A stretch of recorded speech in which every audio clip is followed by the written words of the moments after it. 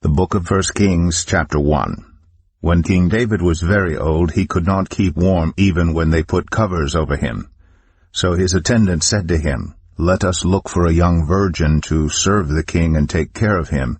She can lie beside him so that our lord the king may keep warm." Then they searched throughout Israel for a beautiful young woman, and found Abishag, a Shunammite, and brought her to the king. The woman was very beautiful. She took care of the king and waited on him, but the king had no sexual relations with her. Now Adonijah, whose mother was Haggith, put himself forward and said, "I will be king." So he got chariots and horses ready, with 50 men to run ahead of him. His father had never rebuked him by asking, "Why do you behave as you do?" He was also very handsome and was born next after Absalom.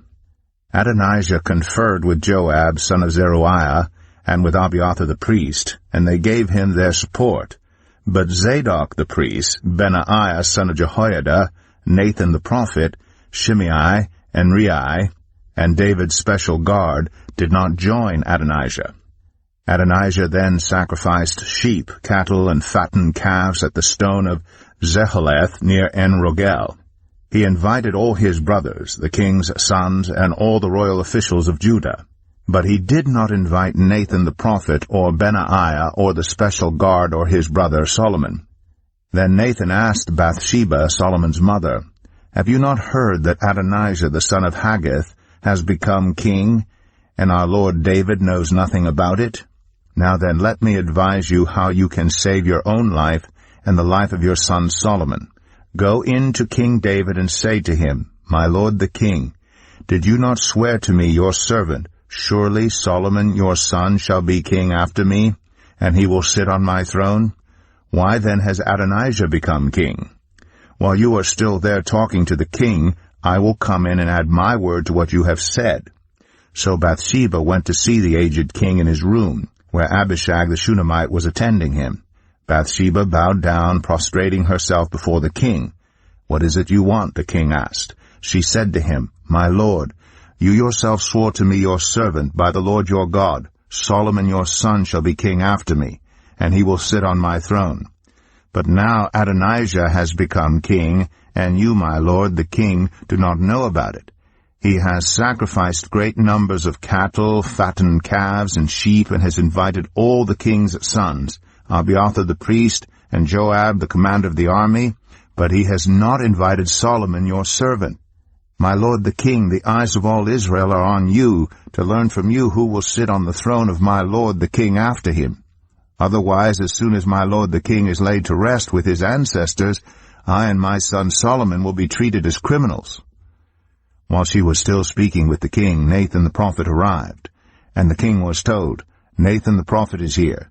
So he went before the king and bowed with his face to the ground. Nathan said, "Have you, my lord the king, declared that Adonijah shall be king after you, and that he will sit on your throne? Today he has gone down and sacrificed great numbers of cattle, fattened calves, and sheep. He has invited all the king's sons, the commanders of the army, and Abiathar the priest. Right now they are eating and drinking with him and saying, 'Long live King Adonijah.' But me, your servant, and Zadok the priest, and Benaiah son of Jehoiada, and your servant Solomon, he did not invite. Is this something my lord the king has done without letting his servants know who should sit on the throne of my lord the king after him?" Then King David said, "Call in Bathsheba." So she came into the king's presence and stood before him. The king then took an oath, "As surely as the Lord lives, who has delivered me out of every trouble, I will surely carry out this very day what I swore to you by the Lord, the God of Israel. Solomon your son shall be king after me, and he will sit on my throne in my place." Then Bathsheba bowed down with her face to the ground, prostrating herself before the king, and said, "May my lord King David live forever." King David said, "Call in Zadok the priest, Nathan the prophet, and Benaiah son of Jehoiada." When they came before the king, he said to them, "Take your lord's servants with you, and have Solomon my son mount my own mule and take him down to Gihon. There have Zadok the priest and Nathan the prophet anoint him king over Israel. Blow the trumpet and shout, 'Long live King Solomon.'" then you are to go up with him, and he is to come and sit on my throne and reign in my place. I have appointed him ruler over Israel and Judah." Benaiah son of Jehoiada answered the king, "Amen. May the Lord, the God of my lord the king, so declare it.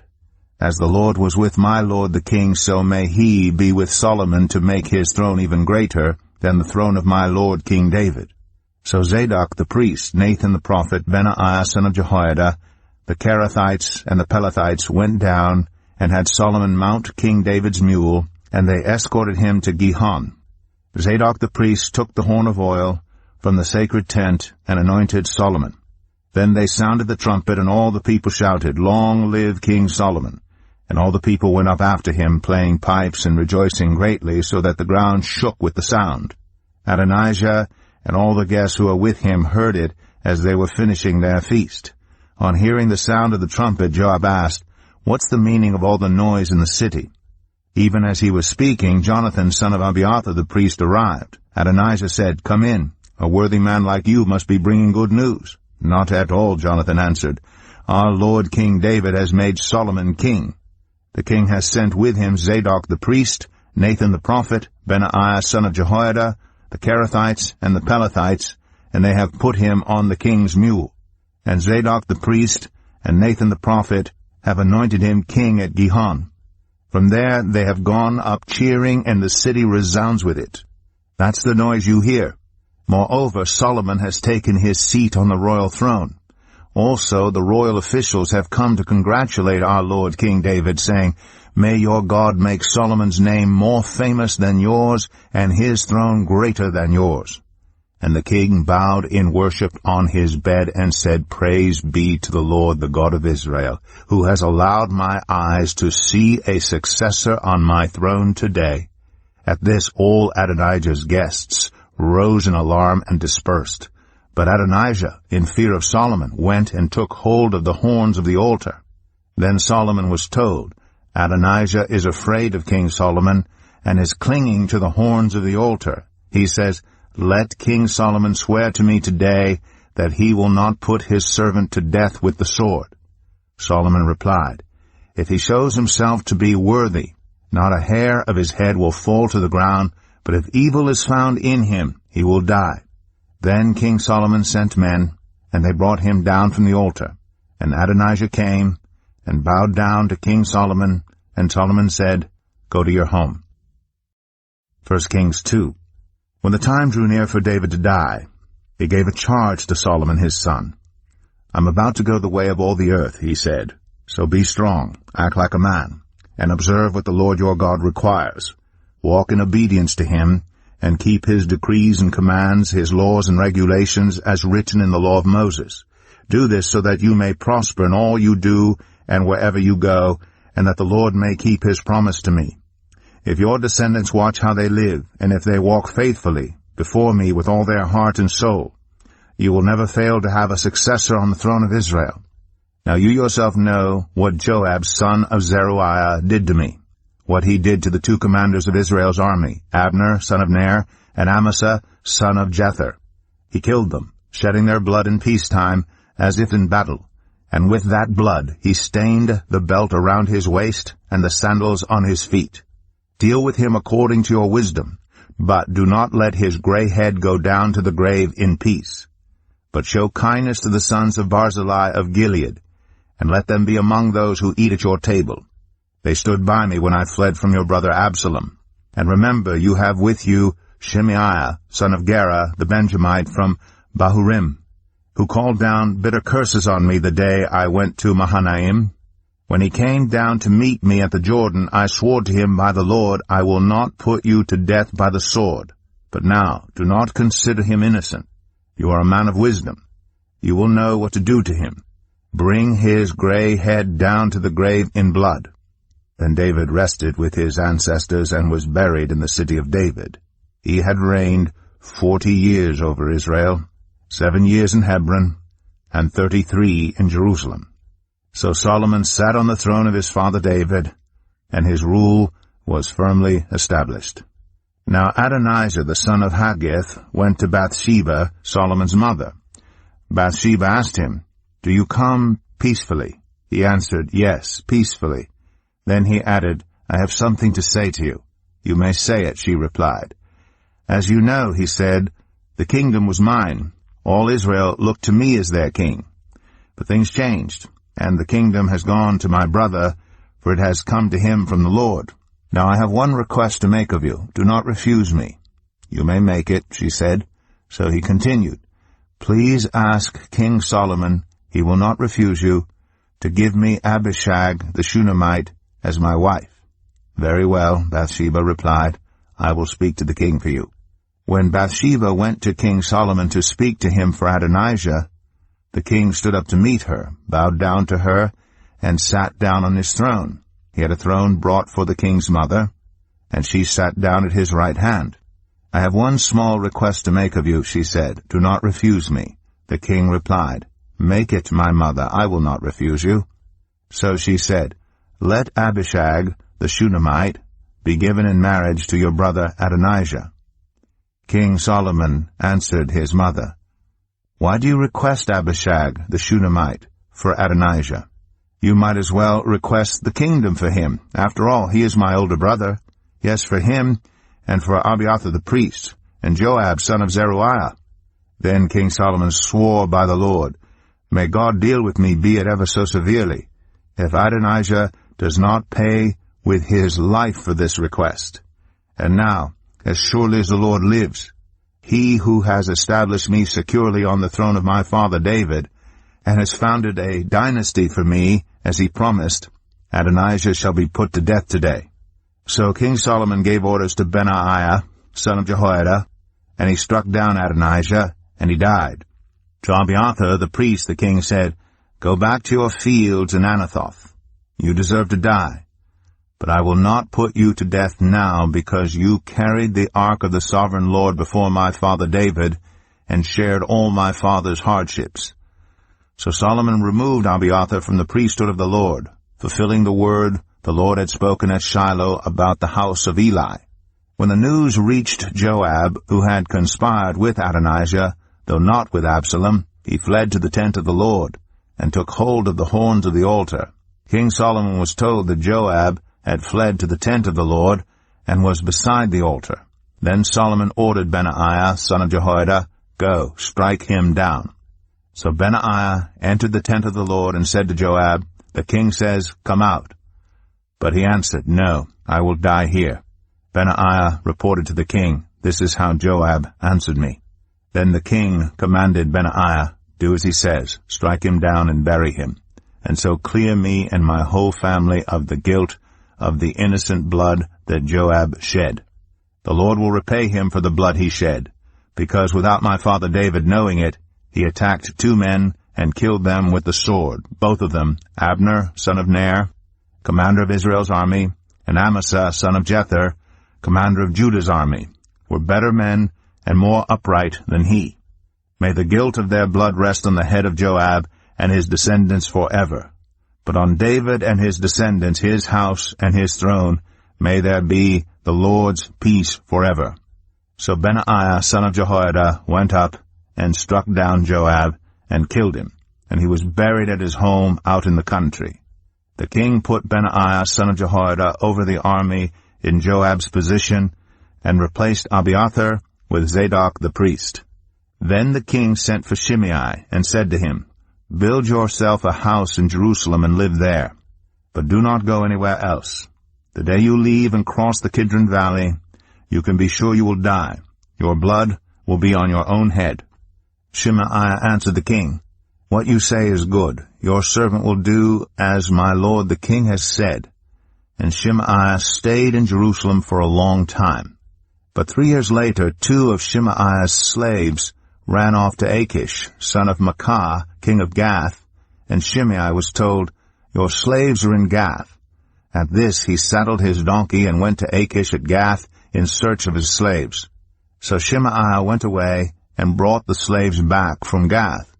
When Solomon was told that Shimei had gone from Jerusalem to Gath and had returned, the king summoned Shimei and said to him, "Did I not make you swear by the Lord and warn you?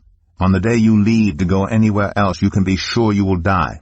At that time you said to me, What you say is good, I will obey. Why then did you not keep your oath to the Lord, and obey the command I gave you? The king also said to Shemaiah, You know in your heart all the wrong you did to my father David. Now the Lord will repay you for your wrongdoing.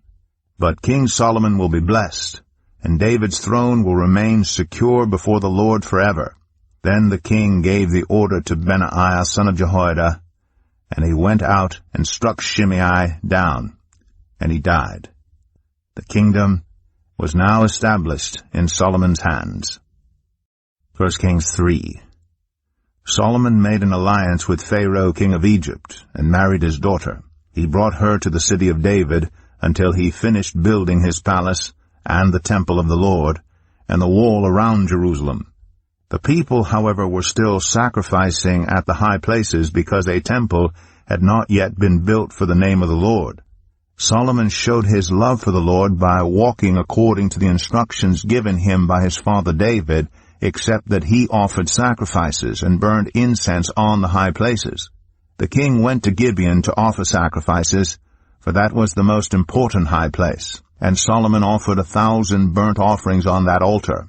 At Gibeon the Lord appeared to Solomon during the night in a dream, and God said, Ask for whatever you want me to give you. Solomon answered, You have shown great kindness to your servant my father David, because he was faithful to you and righteous and upright in heart. You have continued this great kindness to him, and have given him a son to sit on his throne this very day. Now, Lord my God, you have made your servant king in place of my father David. But I am only a little child, and do not know how to carry out my duties. Your servant is here among the people you have chosen, a great people, too numerous to count or number. So give your servant a discerning heart, to govern your people, and to distinguish between right and wrong. For who is able to govern this great people of yours? The Lord was pleased that Solomon had asked for this. So God said to him, Since you have asked for this, and not for long life or wealth for yourself, nor have asked for the death of your enemies, but for discernment in administering justice, I will do what you have asked. I will give you a wise and discerning heart, so that there will never have been anyone like you, nor will there ever be. Moreover, I will give you what you have not asked for, both wealth and honor, so that in your lifetime you will have no equal among kings. And if you walk in obedience to me, and keep my decrees and commands as David your father did, I will give you a long life. Then Solomon awoke, and he realized it had been a dream. He returned to Jerusalem, stood before the ark of the Lord's covenant, and sacrificed burnt offerings and fellowship offerings. Then he gave a feast for all his court. Now 2 prostitutes came to the king and stood before him. One of them said, Pardon me, my lord, this woman and I live in the same house, and I had a baby while she was there with me. The 3rd day after my child was born, this woman also had a baby. We were alone. There was no one in the house but the 2 of us. During the night this woman's son died because she lay on him. So she got up in the middle of the night and took my son from my side while I, your servant, was asleep. She put him by her breast and put her dead son by my breast. The next morning I got up to nurse my son, and he was dead. But when I looked at him closely in the morning light, I saw that it wasn't the son I had born. The other woman said, No, the living one is my son, the dead one is yours. But the first one insisted, No, the dead one is yours, the living one is mine. And so they argued before the king. The king said, This one says my son is alive and your son is dead, while that one says, No, your son is dead and mine is alive. Then the king said, Bring me a sword. So they brought a sword for the king. He then gave an order, Cut the living child in 2 and give half to one and half to the other. The woman whose son was alive was deeply moved out of love for her son and said to the king, Please, my lord, give her the living baby. Don't kill him. But the other said, Neither I nor you shall have him. Cut him in 2. Then the king gave his ruling. Give the living baby to the first woman. Do not kill him. She is his mother. When all Israel heard the verdict the king had given, they held the king in awe, because they saw that he had wisdom from God to administer justice. 1 Kings 4. So King Solomon ruled over all Israel, and these were his chief officials: Azariah, son of Zadok the priest; Elihareph and Ahijah, sons of Shisha, secretaries; Jehoshaphat, son of Ahilud, recorder; Benaiah, son of Jehoiada, commander-in-chief; Zadok and Abiathar, priests; Azariah, son of Nathan, in charge of the district governors; Zabud, son of Nathan, a priest and advisor to the king; Ahishar, palace administrator; Adoniram, son of Abda, in charge of forced labor. Solomon had 12 district governors over all Israel, who supplied provisions for the king and the royal household. Each one had to provide supplies for 1 month in the year. These are their names: Ben-Hur, in the hill country of Ephraim; Ben-Decker, in Makaz; Shalbim, Beth-Shemesh, and Elon, Beth-Hanan; Ben-Hesed, in Arabath. Soko and all the land of Hepher were his. Ben-Abinadab, in Naphoth-Dor, he was married to Taphath, daughter of Solomon. Banah, son of Ahilud, in Tanakh and Megiddo, and in all of Bethshan, next to Zarathan, below Jezreel, from Bethshan to Abel-Meholah, across to Jokmeam. Ben-Geber, in Ramoth-Gilead. The settlements of Jair, son of Manasseh, in Gilead were his, as well as the region of Argob and Bashan, and its 60 large walled cities with bronze gate bars. Ahinadab, son of Edo, in Mahanaim; Ahimaaz, in Naphtali. He had married Basemath, daughter of Solomon. Banah, son of Hushai, in Asher, and in Aloth. Jehoshaphat, son of Paruah, in Issachar. Shimei, son of Elah, in Benjamin. Geber, son of Uri, in Gilead, the country of Sihon, king of the Amorites, and the country of Og, king of Bashan. He was the only governor over the district. The people of Judah and Israel were as numerous as the sand on the seashore. They ate, they drank, and they were happy. And Solomon ruled over all the kingdoms from the Euphrates River to the land of the Philistines, as far as the border of Egypt. These countries brought tribute, and were Solomon's subjects all his life. Solomon's daily provisions were 30 cors of the finest flour, and 60 cors of meal, 10 head of stall-fed cattle, 20 of pasture-fed cattle, and 100 sheep and goats, as well as deer, gazelle, roebucks, and choice fowl.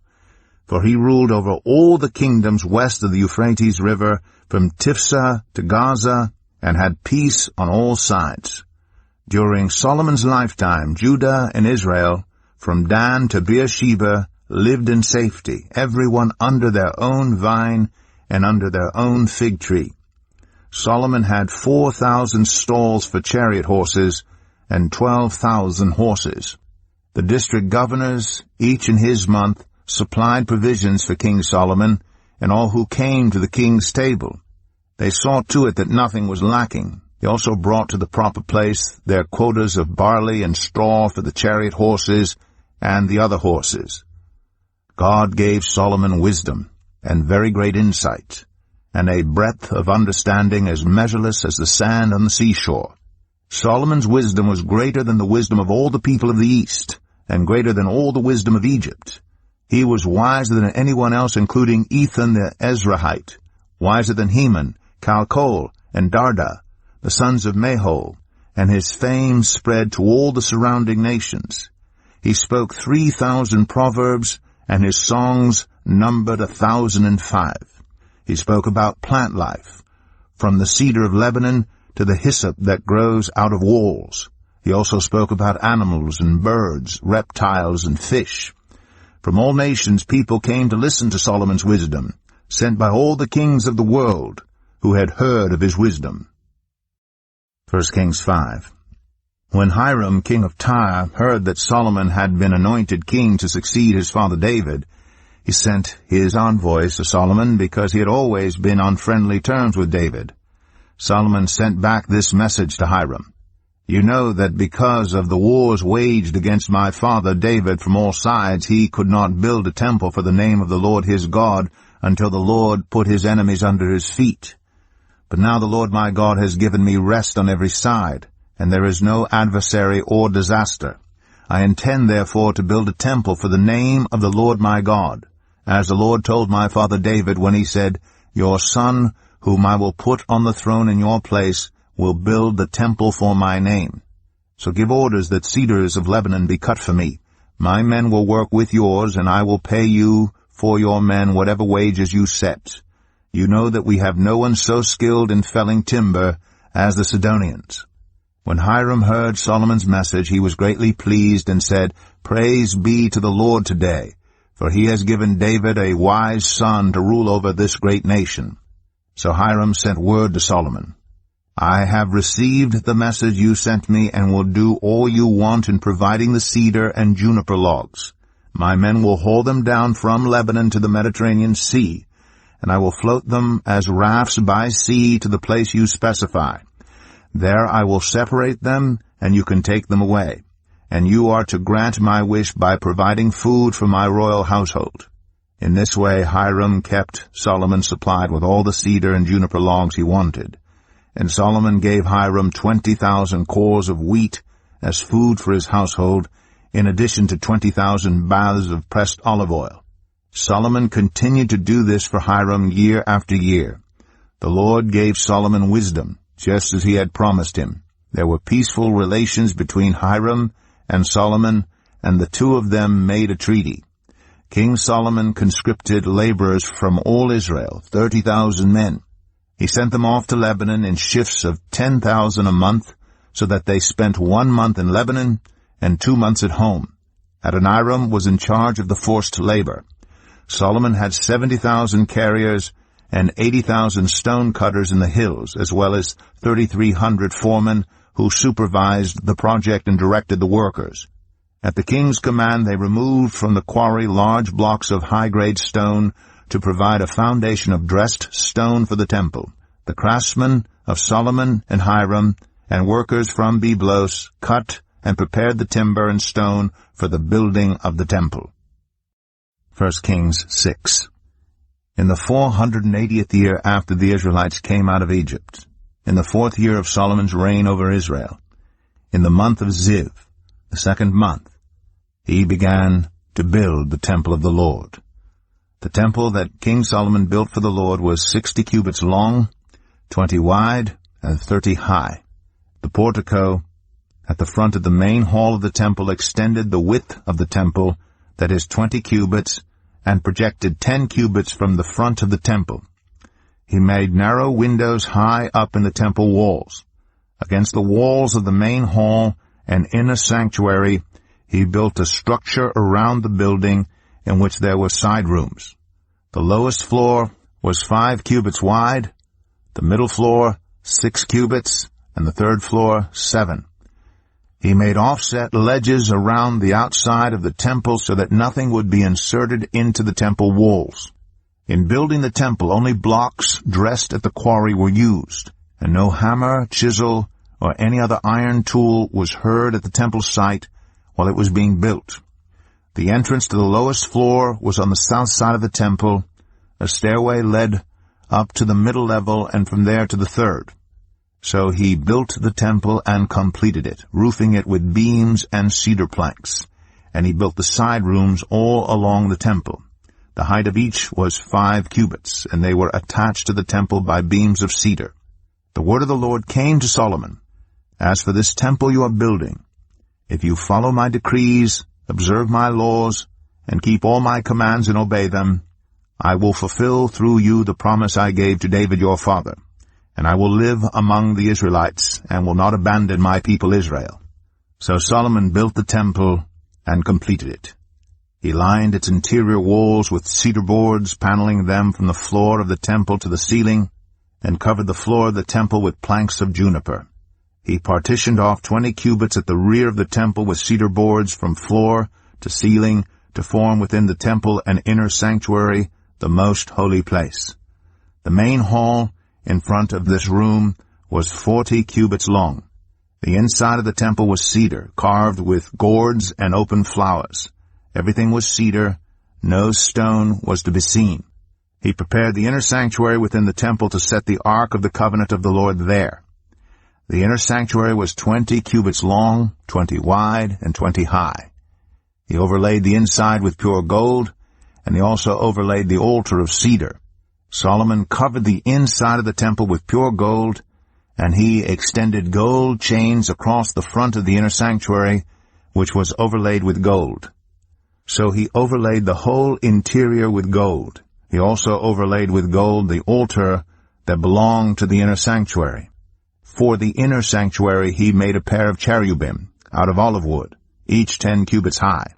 One wing of the first cherub was 5 cubits long, and the other wing 5 cubits, 10 cubits from wingtip to wingtip. The second cherub also measured 10 cubits, for the 2 cherubim were identical in size and shape. The height of each cherub was 10 cubits. He placed the cherubim inside the innermost room of the temple, with their wings spread out. The wing of one cherub touched one wall, while the wing of the other touched the other wall, and their wings touched each other in the middle of the room. He overlaid the cherubim with gold. On the walls all around the temple, in both the inner and outer rooms, he carved cherubim, palm trees, and open flowers. He also covered the floors of both the inner and outer rooms of the temple with gold.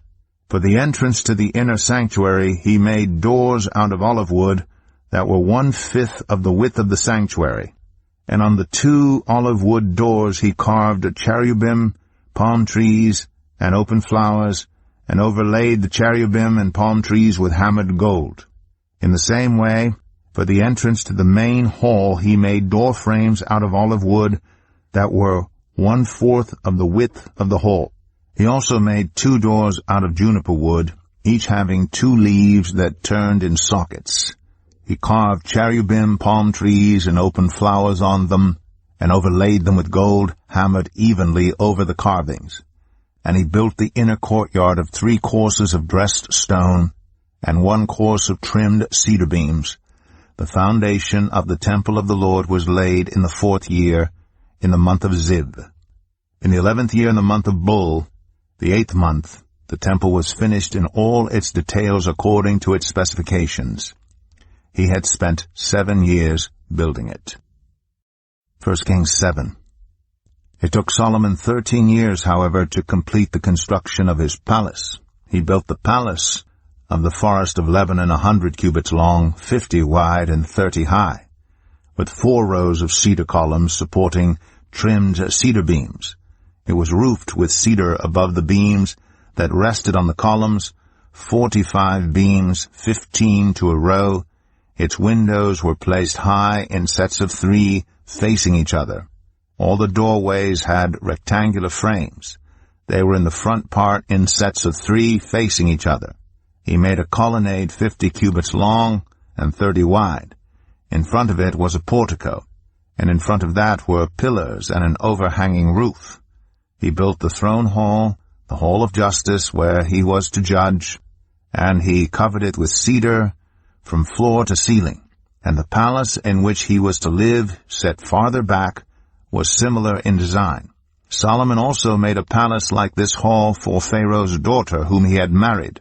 All these structures, from the outside to the great courtyard and from foundation to eaves, were made of blocks of high-grade stone cut to size and smoothed on their inner and outer faces. The foundations were laid with large stones of good quality, some measuring 10 cubits and some 8. Above were high-grade stones cut to size and cedar beams. The great courtyard was surrounded by a wall of 3 courses of dressed stone and 1 course of trimmed cedar beams, as was the inner courtyard of the temple of the Lord with its portico. King Solomon sent to Tyre and brought Huram, whose mother was a widow, from the tribe of Naphtali, and whose father was from Tyre and a skilled craftsman in bronze. Huram was filled with wisdom, with understanding, and with knowledge to do all kinds of bronze work. He came to King Solomon and did all the work assigned to him. He cast 2 bronze pillars, each 18 cubits high and 12 cubits in circumference, He also made 2 capitals of cast bronze to set on the tops of the pillars. Each capital was 5 cubits high. A network of interwoven chains adorned the capitals on top of the pillars, 7 for each capital. He made pomegranates in 2 rows encircling each network to decorate the capitals on top of the pillars. He did the same for each capital. The capitals on top of the pillars in the portico were in the shape of lilies, 4 cubits high. On the capitals of both pillars above the bowl-shaped part next to the network were the 200 pomegranates in rows all around. He erected the pillars at the portico of the temple. The pillar to the south he named Jachin, and the one to the north Boaz. The capitals on top were in the shape of lilies, and so the work on the pillars was completed. He made the sea of cast metal, circular in shape, measuring 10 cubits from rim to rim and 5 cubits high. It took a line of 30 cubits to measure around it. Below the rim, gourds encircled it, 10 to a cubit. The gourds were cast in 2 rows in one piece with the sea. The sea stood on 12 bulls, 3 facing north, 3 facing west, 3 facing south, and 3 facing east. The sea rested on top of them, and their hind quarters were toward the center. It was a handbreadth in thickness, and its rim was like the rim of a cup, like a lily blossom. It held 2,000 baths. He also made 10 movable stands of bronze. Each was 4 cubits long, 4 wide, and 3 high. This is how the stands were made. They had side panels attached to uprights. On the panels between the uprights were lions, bulls, and cherubim, and on the uprights as well.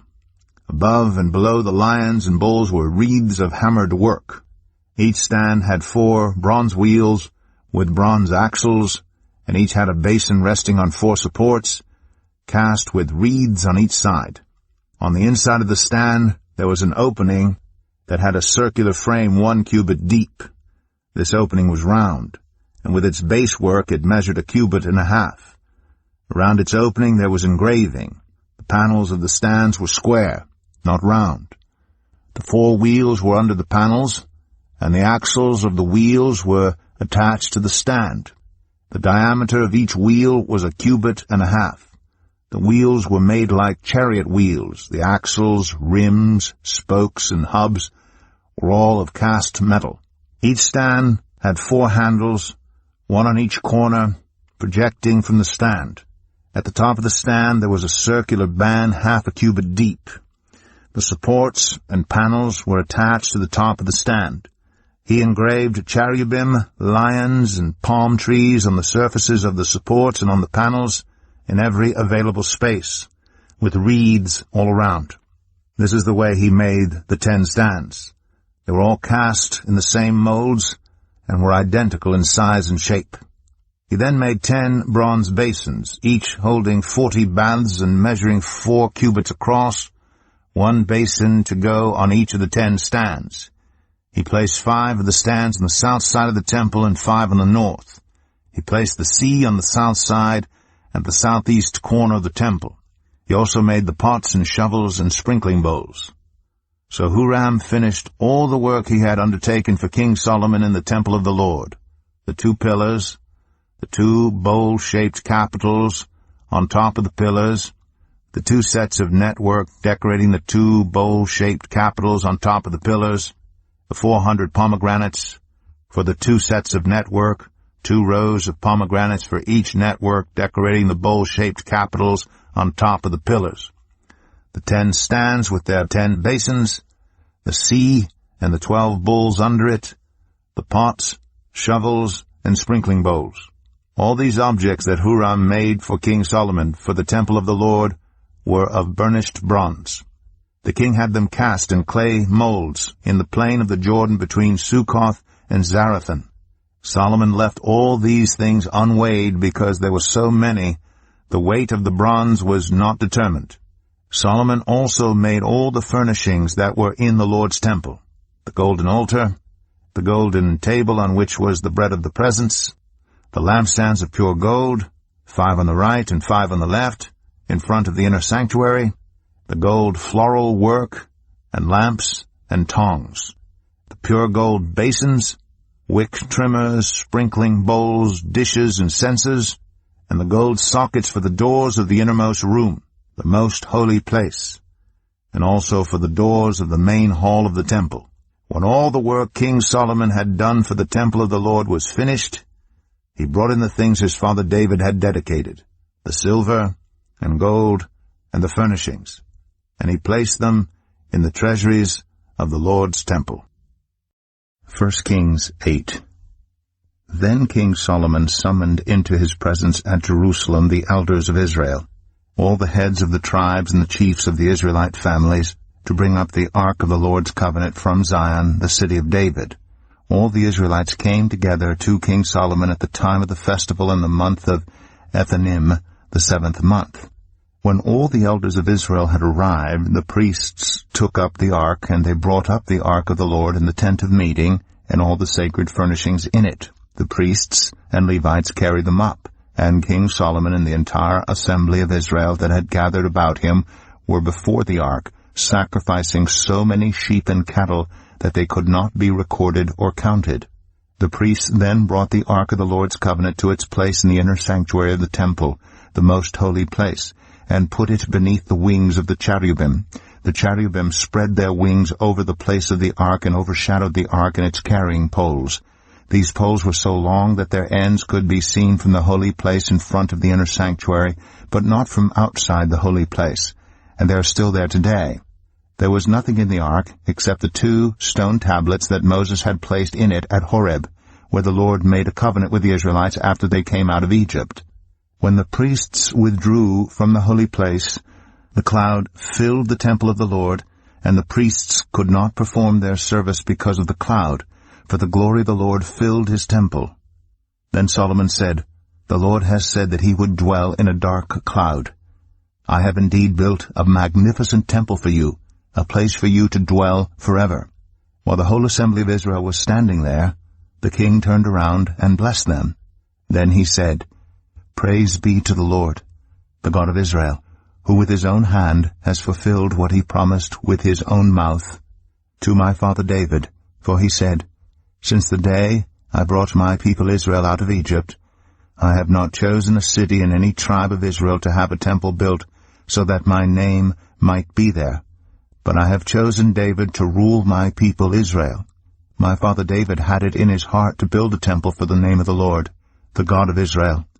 But the Lord said to my father David, 'You did well to have it in your heart to build a temple for my name. Nevertheless, you are not the one to build the temple, but your son, your own flesh and blood, he is the one who will build the temple for my name. The Lord has kept the promise he made. I have succeeded David my father, and now I sit on the throne of Israel, just as the Lord promised, and I have built the temple for the name of the Lord, the God of Israel. I have provided a place there for the ark, in which is the covenant of the Lord that he made with our ancestors when he brought them out of Egypt." Then Solomon stood before the altar of the Lord in front of the whole assembly of Israel, spread out his hands toward heaven, and said, "Lord, the God of Israel, there is no God like you in heaven above or on earth below, you who keep your covenant of love with your servants who continue wholeheartedly in your way. You have kept your promise to your servant David my father. With your mouth you have promised, and with your hand you have fulfilled it, as it is today. Now, Lord, the God of Israel, keep for your servant David my father the promises you made to him when you said, 'You shall never fail to have a successor to sit before me on the throne of Israel. If only your descendants are careful in all they do to walk before me faithfully, as you have done. And now, God of Israel, let your word that you promised your servant David my father come true. But will God really dwell on earth? The heavens, even the highest heaven, cannot contain you. How much less this temple I have built? Yet give attention to your servant's prayer and his plea for mercy, Lord my God. Hear the cry and the prayer that your servant is praying in your presence this day. May your eyes be open toward this temple night and day, this place of which you said, 'My name shall be there,' so that you will hear the prayer your servant prays toward this place. Hear the supplication of your servant and of your people Israel, when they pray toward this place. Hear from heaven, your dwelling place, And when you hear, forgive. When anyone wrongs their neighbor, and is required to take an oath, and they come and swear the oath before your altar in this temple, then hear from heaven and act. Judge between your servants, condemning the guilty by bringing down on their heads what they have done, and vindicating the innocent by treating them in accordance with their innocence. When your people Israel have been defeated by an enemy because they have sinned against you, and when they turn back to you and give praise to your name, praying and making supplication to you in this temple, then hear from heaven, and forgive the sin of your people Israel, and bring them back to the land you gave to their ancestors. When the heavens are shut up, and there is no rain because your people have sinned against you, and when they pray toward this place and give praise to your name, and turn from their sin because you have afflicted them, then hear from heaven, and forgive the sin of your servants, your people Israel. Teach them the right way to live, and send rain on the land you gave your people for an inheritance. When famine or plague comes to the land, or blight, or mildew, locusts, or grasshoppers, or when an enemy besieges them in any of their cities, whatever disaster or disease may come, and when a prayer or plea is made by anyone among your people Israel, being aware of the afflictions of their own hearts, and spreading out their hands toward this temple, then hear from heaven, your dwelling place. Forgive and act. Deal with everyone according to all they do, since you know their hearts, for you alone know every human heart, so that they will fear you all the time they live in the land you gave our ancestors. As for the foreigner who does not belong to your people Israel, but has come from a distant land because of your name, for they will hear of your great name, and your mighty hand, and your outstretched arm, when they come and pray toward this temple, then hear from heaven, your dwelling place. Do whatever the foreigner asks of you, so that all the peoples of the earth may know your name and fear you, as do your own people Israel, and may know that this house I have built bears your name. When your people go to war against their enemies, wherever you send them, and when they pray to the Lord toward the city you have chosen and the temple I have built for your name, then hear from heaven their prayer and their plea, and uphold their cause. When they sin against you, for there is no one who does not sin, and you become angry with them and give them over to their enemies, who take them captive to their own lands, far away or near, and if they have a change of heart in the land where they are held captive, and repent and plead with you in the land of their captors, and say, We have sinned, we have done wrong, we have acted wickedly, and if they turn back to you with all their heart and soul in the land of their enemies, who took them captive, and prayed to you toward the land you gave their ancestors, toward the city you have chosen, and the temple I have built for your name, then from heaven your dwelling place hear their prayer and their plea, and uphold their cause.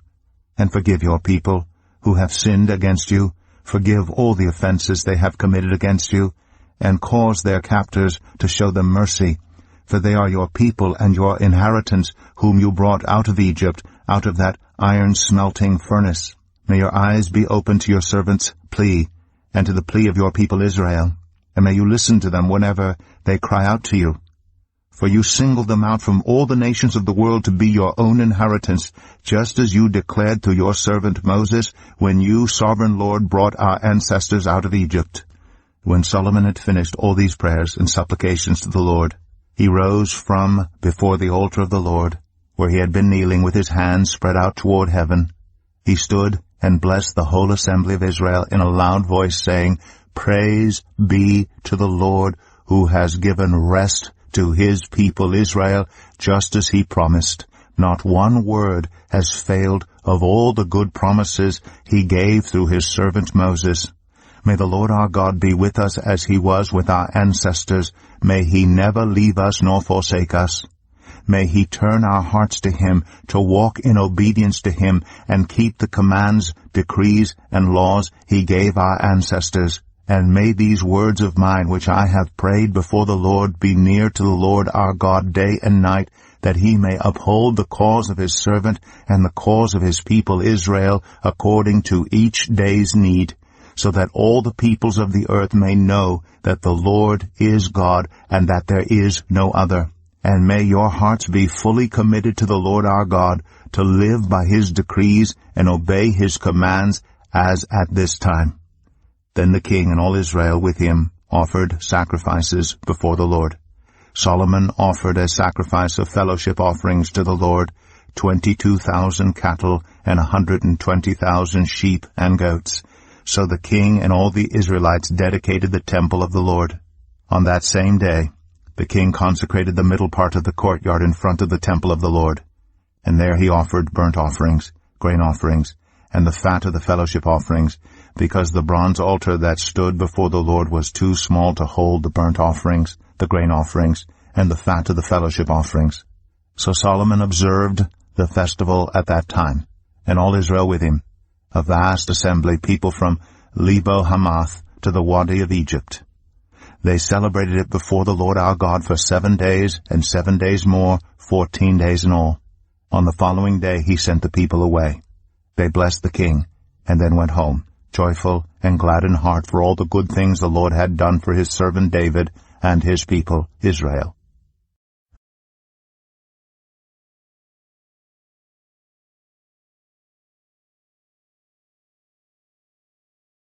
1 Kings 9. When Solomon had finished building the temple of the Lord and the royal palace, and had achieved all he had desired to do, the Lord appeared to him a second time, as he had appeared to him at Gibeon. The Lord said to him, I have heard the prayer and plea you have made before me. I have consecrated this temple, which you have built by putting my name there forever. My eyes and my heart will always be there. As for you, if you walk before me faithfully, with integrity of heart and uprightness, as David your father did, and do all I command, and observe my decrees and laws, I will establish your royal throne over Israel forever, as I promised David your father when I said, You shall never fail to have a successor on the throne of Israel. But if you or your descendants turn away from me, and do not observe the commands and decrees I have given you, and go off to serve other gods, and worship them, then I will cut off Israel from the land I have given them, and will reject this temple I have consecrated for my name. Israel will then become a byword, and an object of ridicule among all peoples. This temple will become a heap of rubble. All who pass by will be appalled, and will scoff and say, Why has the Lord done such a thing to this land and to this temple? People will answer, Because they have forsaken the Lord their God, who brought their ancestors out of Egypt, and have embraced other gods, worshipping and serving them. That is why the Lord brought all this disaster on them. At the end of 20 years, during which Solomon built these 2 buildings, the temple of the Lord and the royal palace, King Solomon gave 20 towns in Galilee to Hiram king of Tyre, because Hiram had supplied him with all the cedar and juniper and gold he wanted. But when Hiram went from Tyre to see the towns that Solomon had given him, he was not pleased with them. What kind of towns are these you have given me, my brother? He asked, and he called them the land of Kabul, a name they have to this day. Now Hiram had sent to the king 120 talents of gold. Here is the account of the forced labor King Solomon conscripted to build the Lord's temple, his own palace, the terraces, the wall of Jerusalem, and Hazor, Megiddo, and Gezer. Pharaoh, king of Egypt, had attacked and captured Gezer. He had set it on fire. He killed its Canaanite inhabitants, and then gave it as a wedding gift to his daughter, Solomon's wife. And Solomon rebuilt Gezer. He built up Lower Beth-horon, Balath, and Tadmor in the desert within his land, as well as all his store cities, and the towns for his chariots and for his horses, whatever he desired to build in Jerusalem, in Lebanon, and throughout all the territory he ruled. There were still people left from the Amorites, Hittites, Perizzites, Hivites, and Jebusites. These peoples were not Israelites. Solomon conscripted the descendants of all these peoples remaining in the land, whom the Israelites could not exterminate, to serve as slave labor, as it is to this day. But Solomon did not make slaves of any of the Israelites. They were his fighting men, his government officials, his officers, his captains, and the commanders of his chariots and charioteers. They were also the chief officials in charge of Solomon's projects, 550 officials supervising those who did the work. After Pharaoh's daughter had come up from the city of David to the palace Solomon had built for her, he constructed the terraces. 3 times a year Solomon sacrificed burnt offerings and fellowship offerings on the altar he had built for the Lord, burning incense before the Lord along with them, and so fulfilled the temple obligations. King Solomon also built ships at Ezion-Geber, which is near Elath in Edom, on the shore of the Red Sea. And Hiram sent his men, sailors who knew the sea, to serve in the fleet with Solomon's men. They sailed to Ophir, and brought back 420 talents of gold, which they delivered to King Solomon. 1 Kings 10. When the queen of Sheba heard about the fame of Solomon and his relationship to the Lord, she came to test Solomon with hard questions. Arriving at Jerusalem with a very great caravan, with camels carrying spices, large quantities of gold and precious stones, she came to Solomon and talked with him about all that she had on her mind. Solomon answered all her questions. Nothing was too hard for the king to explain to her. When the queen of Sheba saw all the wisdom of Solomon, and the palace he had built, the food on his table, the seating of his officials, the attending servants in their robes, his cupbearers, and the burnt offerings he made at the temple of the Lord, she was overwhelmed. She said to the king, "The report I heard in my own country about your achievements and your wisdom is true. But I did not believe these things until I came and saw with my own eyes. Indeed, not even half was told to me. In wisdom and wealth you have far exceeded the report I heard. How happy your people must be, how happy your officials who continually stand before you and hear your wisdom. Praise be to the Lord your God, who has delighted in you and placed you on the throne of Israel. Because of the Lord's eternal love for Israel, he has made you king to maintain justice and righteousness." And she gave the king 120 talents of gold, large quantities of spices, and precious stones. Never again were so many spices brought in as those the queen of Sheba gave to King Solomon. Hiram's ships brought gold from Ophir, and from there they brought great cargoes of almug wood and precious stones. The king used the almug wood to make supports for the temple of the Lord and for the royal palace, and to make harps and lyres for the musicians. So much almug wood has never been imported or seen since that day. King Solomon gave the queen of Sheba all she desired and asked for, besides what he had given her out of his royal bounty. Then she left and returned with her retinue to her own country. The weight of the gold that Solomon received yearly was 666 talents, not including the revenues from the merchants and traders and from all the Arabian kings and the governors of the territories. King Solomon made 200 large shields of hammered gold. 600 shekels of gold went into each shield. He also made 300 small shields of hammered gold with 3 minas of gold in each shield. The king put them in the palace of the forest of Lebanon. Then the king made a great throne covered with ivory and overlaid with fine gold. The throne had 6 steps, and its back had a rounded top. On both sides of the seat were armrests, with a lion standing beside each of them. 12 lions stood on the 6 steps, one at either end of each step. Nothing like it had ever been made for any other kingdom. All King Solomon's goblets were gold, and all the household articles in the palace of the forest of Lebanon were pure gold. Nothing was made of silver, because silver was considered of little value in Solomon's days. The king had a fleet of trading ships at sea along with the ships of Hiram. Once every 3 years it returned, carrying gold, silver, and ivory, and apes and baboons. King Solomon was greater in riches and wisdom than all the other kings of the earth. The whole world sought audience with Solomon to hear the wisdom God had put in his heart. Year after year everyone who came brought a gift, articles of silver and gold, robes, weapons, and spices, and horses and mules. Solomon accumulated chariots and horses. He had 1,400 chariots and 12,000 horses, which he kept in the chariot cities and also with him in Jerusalem. The king made silver as common in Jerusalem as stones, and cedar as plentiful as sycamore fig trees in the foothills. Solomon's horses were imported from Egypt and from Kew. The royal merchants purchased them from Kew at the current price. They imported a chariot from Egypt for 600 shekels of silver, and a horse for 150. They also exported them all to the kings of the Hittites and of the Arameans. 1 Kings 11. King Solomon, however, loved many foreign women besides Pharaoh's daughter.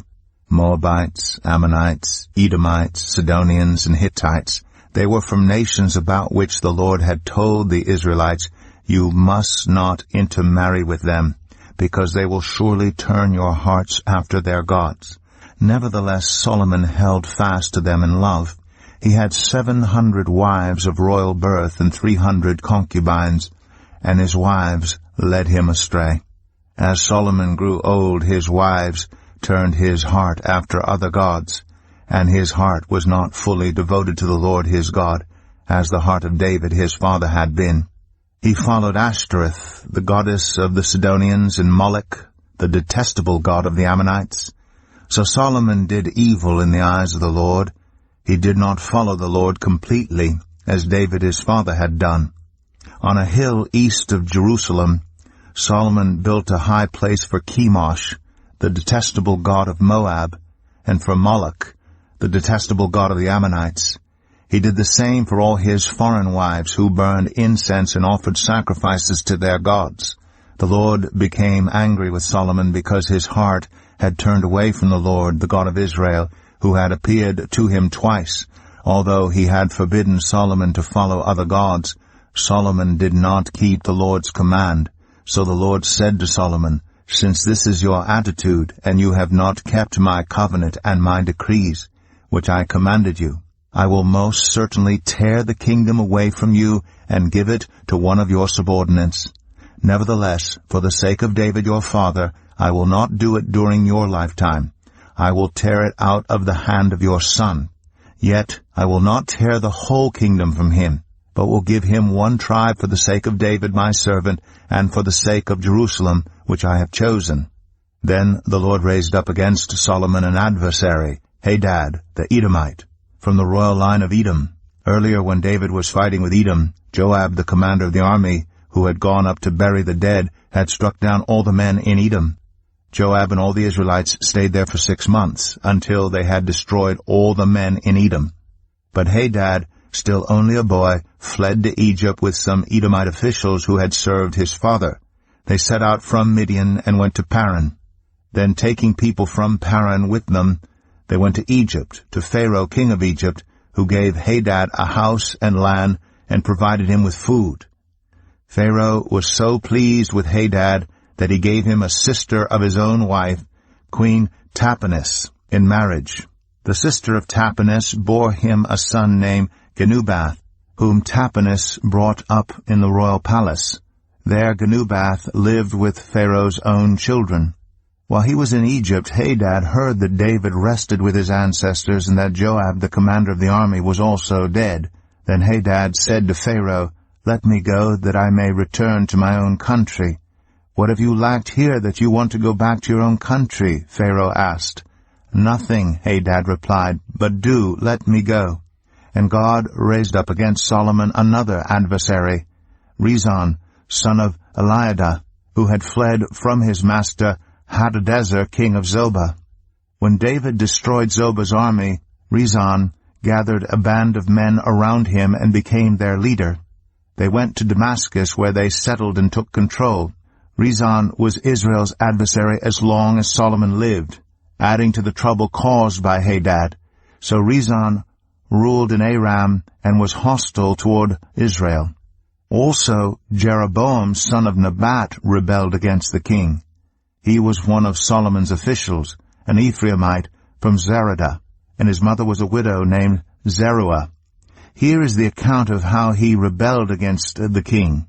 Solomon had built the terraces and had filled in the gap in the wall of the city of David his father. Now Jeroboam was a man of standing, and when Solomon saw how well the young man did his work, he put him in charge of the whole labor force of the tribes of Joseph.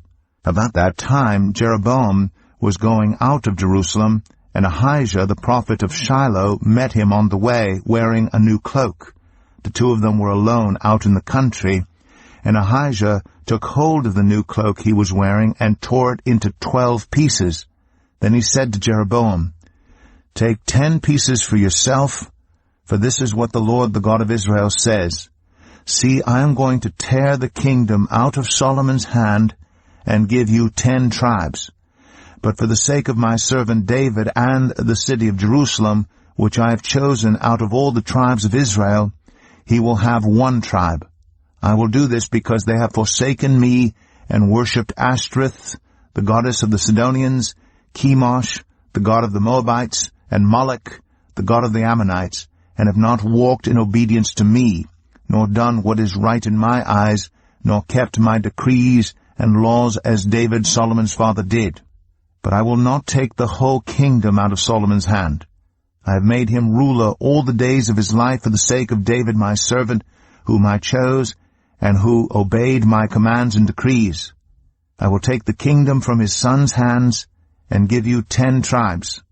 I will give 1 tribe to his son, so that David my servant may always have a lamp before me in Jerusalem, the city where I chose to put my name. However, as for you, I will take you, and you will rule over all that your heart desires. You will be king over Israel. If you do whatever I command you and walk in obedience to me and do what is right in my eyes by obeying my decrees and commands, as David my servant did, I will be with you. I will build you a dynasty as enduring as the one I built for David, and will give Israel to you. I will humble David's descendants because of this, but not forever. Solomon tried to kill Jeroboam, but Jeroboam fled to Egypt, to Shishak the king, and stayed there until Solomon's death. As for the other events of Solomon's reign, all he did, and the wisdom he displayed, are they not written in the book of the annals of Solomon? Solomon reigned in Jerusalem over all Israel 40 years. Then he rested with his ancestors, and was buried in the city of David his father, and Rehoboam his son succeeded him as king. 1 Kings 12. Rehoboam went to Shechem, for all Israel had gone there to make him king. When Jeroboam son of Nebat heard this, he was still in Egypt, where he had fled from King Solomon. He returned from Egypt.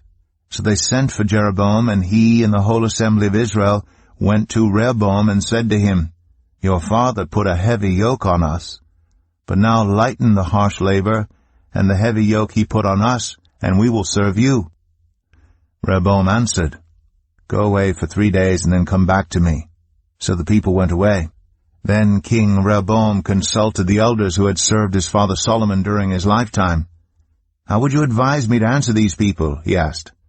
They replied, If today you will be a servant to these people and serve them and give them a favorable answer, they will always be your servants.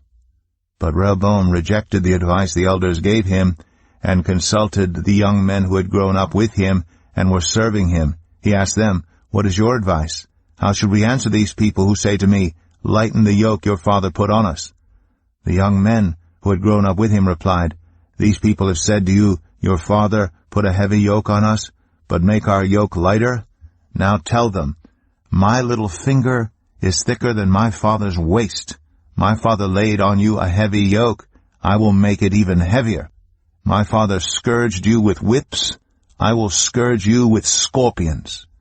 3 days later, Jeroboam and all the people returned to Rehoboam as the king had said.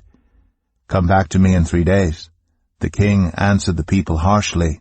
Rejecting the advice given him by the elders, he followed the advice of the young men and said, My father made your yoke heavy. I will make it even heavier. My father scourged you with whips. I will scourge you with scorpions. So the king did not listen to the people, for this turn of events was from the Lord, to fulfill the word the Lord had spoken to Jeroboam son of Nebat through Ahijah the Shilonite. When all Israel saw that the king refused to listen to them, they answered the king, What share do we have in David? What part in Jesse's son? To your tents, Israel. Look after your own house, David. So the Israelites went home. But as for the Israelites who were living in the towns of Judah, Rehoboam still ruled over them. King Rehoboam sent out Adoniram, who was in charge of forced labor, but all Israel stoned him to death. King Rehoboam, however, managed to get into his chariot and escape to Jerusalem. So Israel has been in rebellion against the house of David to this day. When all the Israelites heard that Jeroboam had returned, they sent and called him to the assembly and made him king over all Israel. Only the tribe of Judah remained loyal to the house of David. When Rehoboam arrived in Jerusalem, he mustered all Judah and the tribe of Benjamin, 180,000 able young men, to go to war against Israel and to regain the kingdom for Rehoboam son of Solomon. But the word of God came to Shemaiah the man of God. Say to Rehoboam son of Solomon, king of Judah, to all Judah and Benjamin, and to the rest of the people, this is what the Lord says. Do not go up to fight against your brothers, the Israelites. Go home, every one of you, for this is my doing. So they obeyed the word of the Lord, and went home again, as the Lord had ordered. Then Jeroboam fortified Shechem in the hill country of Ephraim, and lived there. From there he went out and built up Peniel. Jeroboam thought to himself, the kingdom will now likely revert to the house of David. If these people go up to offer sacrifices at the temple of the Lord in Jerusalem, they will again give their allegiance to their Lord, Rehoboam king of Judah. They will kill me and return to King Rehoboam. After seeking advice, the king made 2 golden calves. He said to the people, It is too much for you to go up to Jerusalem. Here are your gods Israel, who brought you up out of Egypt. One he set up in Bethel, and the other in Dan. And this thing became a sin. The people came to worship the one at Bethel, and went as far as Dan to worship the other. Jeroboam built shrines on high places, and appointed priests from all sorts of people, even though they were not Levites. He instituted a festival on the 15th day of the 8th month, like the festival held in Judah, and offered sacrifices on the altar. This he did in Bethel, sacrificing to the calves he had made. And at Bethel he also installed priests at the high places he had made. On the 15th day of the 8th month, a month of his own choosing, he offered sacrifices on the altar he had built at Bethel.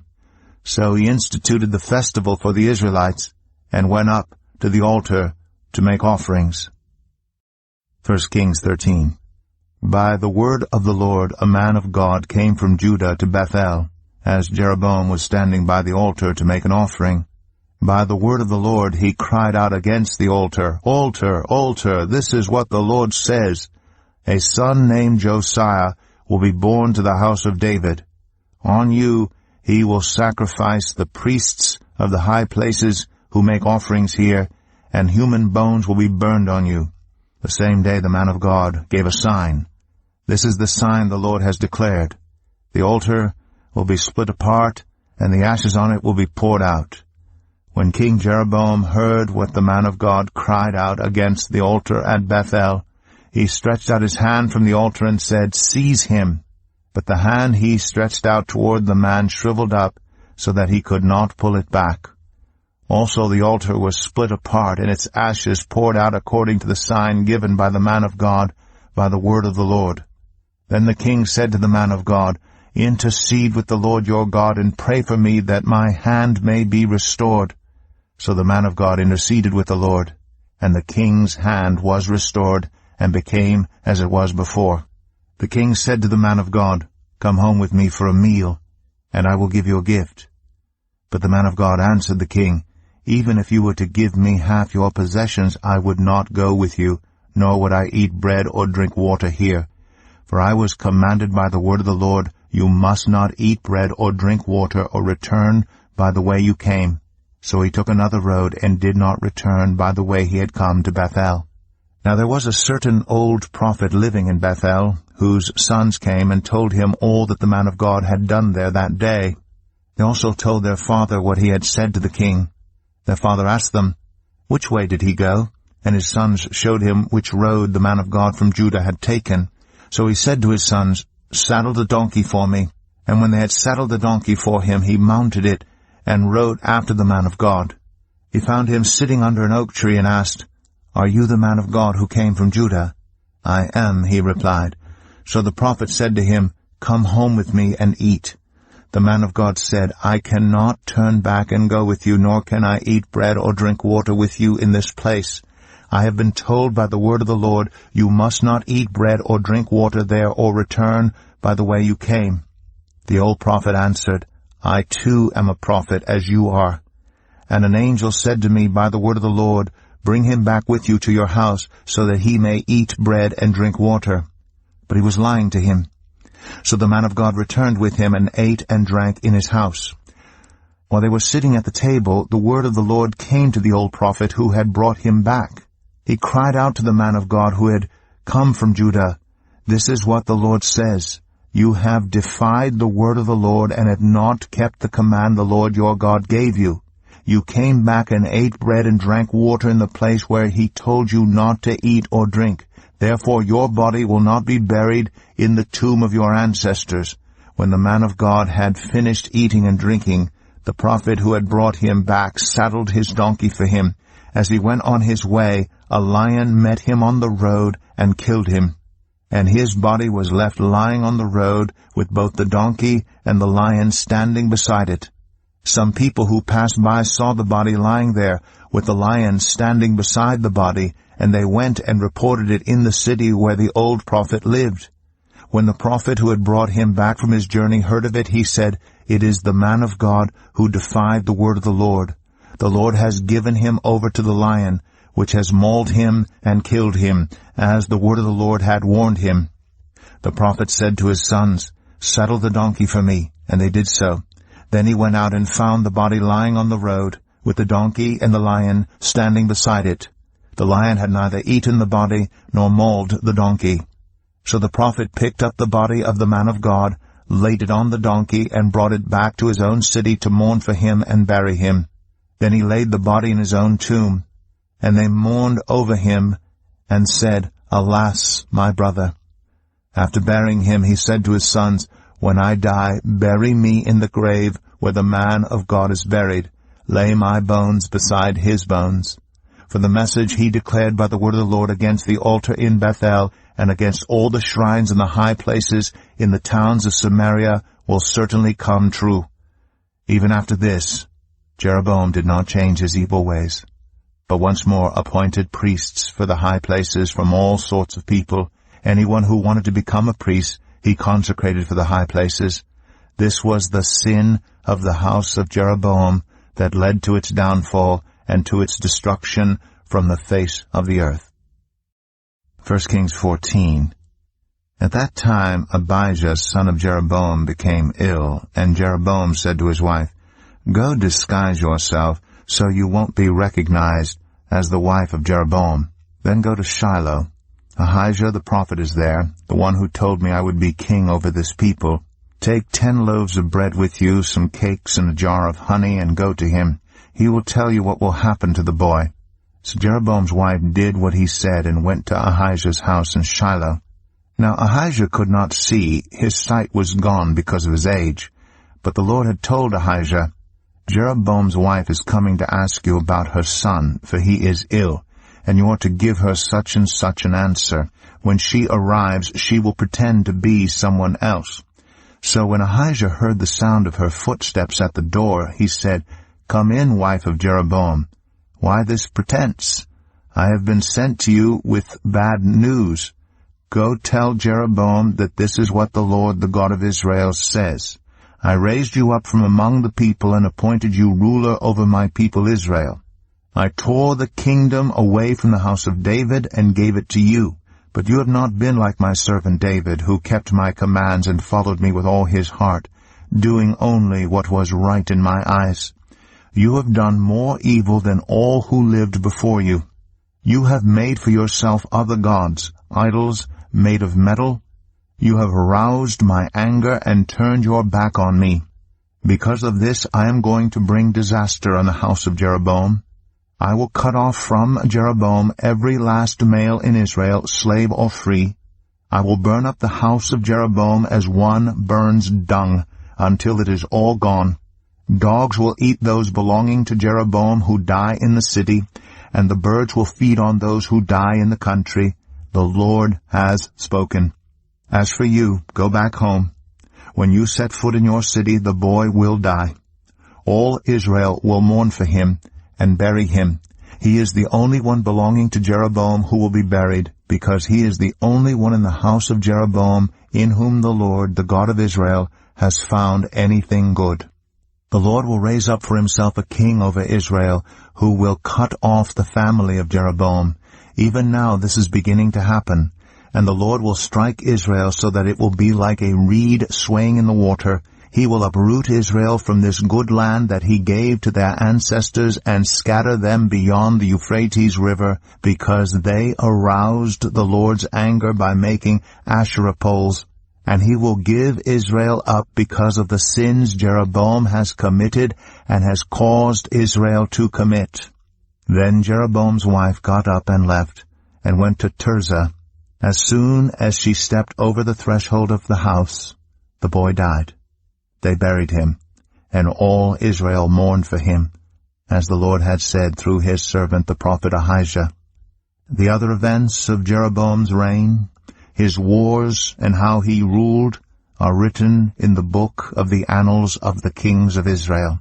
He reigned for 22 years, and then rested with his ancestors, and Nadab, his son, succeeded him as king. Rehoboam, son of Solomon, was king in Judah. He was 41 years old when he became king, and he reigned 17 years in Jerusalem, the city the Lord had chosen out of all the tribes of Israel to which to put his name. His mother's name was Naamah. She was an Ammonite. Judah did evil in the eyes of the Lord. By the sins they committed, they stirred up his jealous anger, more than those who were before them had done. They also set up for themselves high places, sacred stones, and Asherah poles on every high hill and under every spreading tree. There were even male shrine prostitutes in the land. The people engaged in all the detestable practices of the nations the Lord had driven out before the Israelites.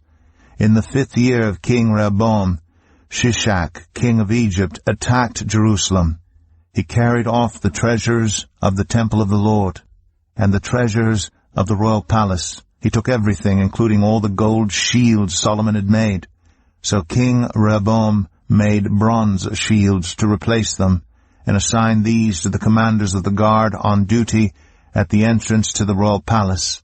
Whenever the king went to the Lord's temple, the guards bore the shields, and afterward they returned them to the guard-room. As for the other events of Rehoboam's reign, and all he did, are they not written in the book of the annals of the kings of Judah? There was continual warfare between Rehoboam and Jeroboam, and Rehoboam rested with his ancestors, and was buried with them in the city of David. His mother's name was Naamah. She was an Ammonite, and Abijah his son succeeded him as king. 1 Kings 15. In the 18th year of the reign of Jeroboam son of Nebat, Abijah became king of Judah, and he reigned in Jerusalem 3 years. His mother's name was Maacah, daughter of Abishalom. He committed all the sins his father had done before him. His heart was not fully devoted to the Lord his God, as the heart of David his forefather had been.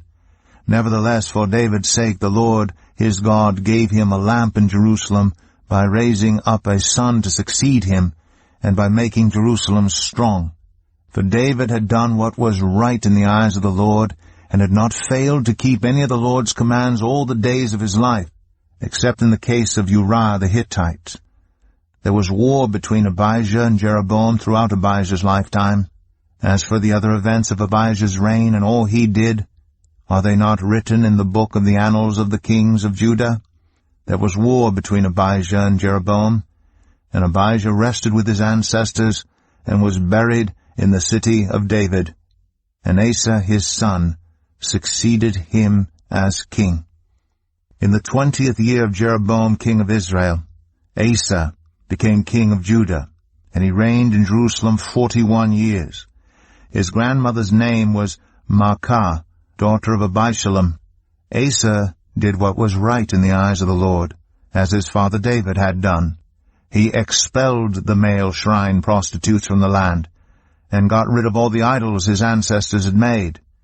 He even deposed his grandmother Maacah from her position as queen mother because she had made a repulsive image for the worship of Asherah. Asa cut it down and burned it in the Kidron Valley. Although he did not remove the high places, Asa's heart was fully committed to the Lord all his life. He brought into the temple of the Lord the silver and gold and the articles that he and his father had dedicated. There was war between Asa and Baasha, king of Israel, throughout their reigns. Baasha, king of Israel, went up against Judah and fortified Ramah to prevent anyone from leaving or entering the territory of Asa, king of Judah. Asa then took all the silver and gold that was left in the treasuries of the Lord's temple and of his own palace. He entrusted it to his officials and sent them to Ben-Hadad, son of Tabraman, the son of Hezion, the king of Aram, who was ruling in Damascus. "Let there be a treaty between me and you," he said, "as there was between my father and your father. See, I am sending you a gift of silver and gold. Now break your treaty with Baasha, king of Israel, so he will withdraw from me." Ben-Hadad agreed with King Asa, and sent the commanders of his forces against the towns of Israel. He conquered Ijon, Dan, Abel, Beth, Maacah, and all Kinnereth, in addition to Naphtali. When Baasha heard this, he stopped building Ramah and withdrew to Tirzah. Then King Asa issued an order to all Judah, no one was exempt, and they carried away from Ramah the stones and timber Baasha had been using there. With them King Asa built up Geba in Benjamin, and also Mizpah. As for all the other events of Asa's reign, all his achievements, all he did, and the cities he built, are they not written in the book of the annals of the kings of Judah? In his old age, however, his feet became diseased. Then Asa rested with his ancestors, and was buried with them in the city of his father David, and Jehoshaphat his son succeeded him as king. Nadab son of Jeroboam became king of Israel in the 2nd year of Asa king of Judah, and he reigned over Israel 2 years. He did evil in the eyes of the Lord, following the ways of his father and committing the same sin his father had caused Israel to commit. Baasha, son of Ahijah from the tribe of Issachar, plotted against him, and he struck him down at Gibbethon, a Philistine town, while Nadab and all Israel were besieging it. Baasha killed Nadab in the 3rd year of Asa king of Judah, and succeeded him as king. As soon as he began to reign, he killed Jeroboam's whole family. He did not leave Jeroboam anyone that breathed, but destroyed them all, according to the word of the Lord given through his servant Ahijah the Shilonite. This happened because of the sins Jeroboam had committed and had caused Israel to commit, and because he aroused the anger of the Lord, the God of Israel. As for the other events of Nadab's reign, and all he did, are they not written in the book of the annals of the kings of Israel? There was war between Asa and Baasha, king of Israel, throughout their reigns. In the 3rd year of Asa, king of Judah, Baasha, son of Ahijah, became king of all Israel in Tirzah, and he reigned 24 years. He did evil in the eyes of the Lord, following the ways of Jeroboam, and committing the same sin Jeroboam had caused Israel to commit. 1 Kings 16. Then the word of the Lord came to Jehu, son of Hanani, concerning Baasha.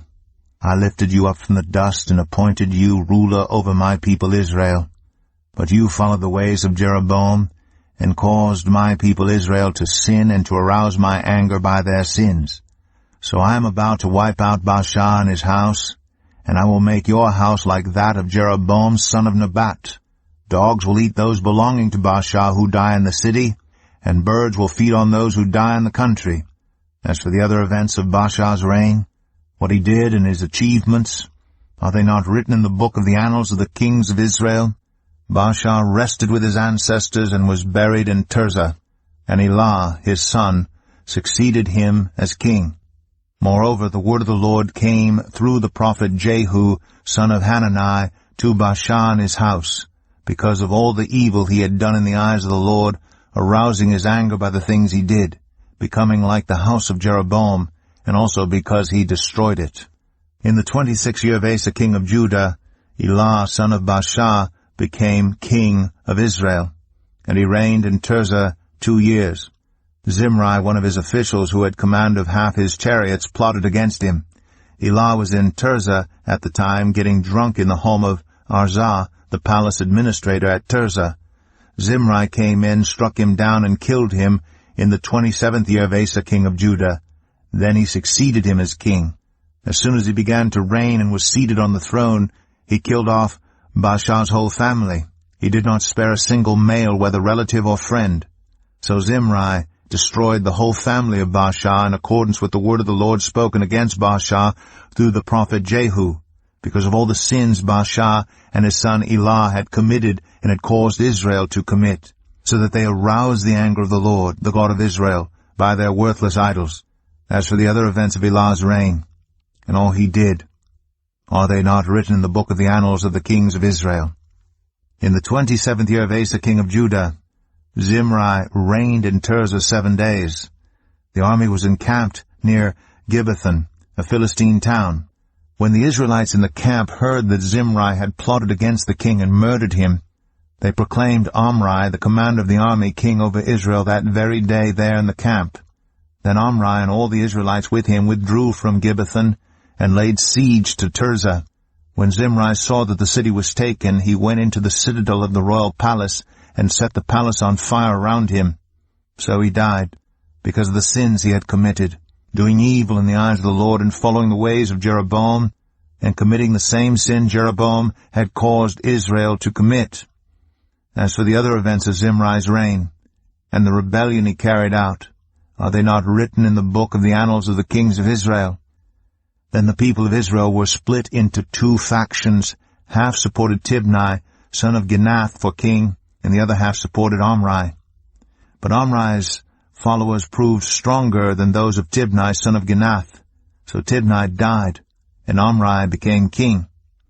In the 31st year of Asa king of Judah, Omri became king of Israel, and he reigned 12 years, 6 of them in Tirzah. He bought the hill of Samaria from Shemer for 2 talents of silver, and built a city on the hill, calling it Samaria, after Shemer, the name of the former owner of the hill.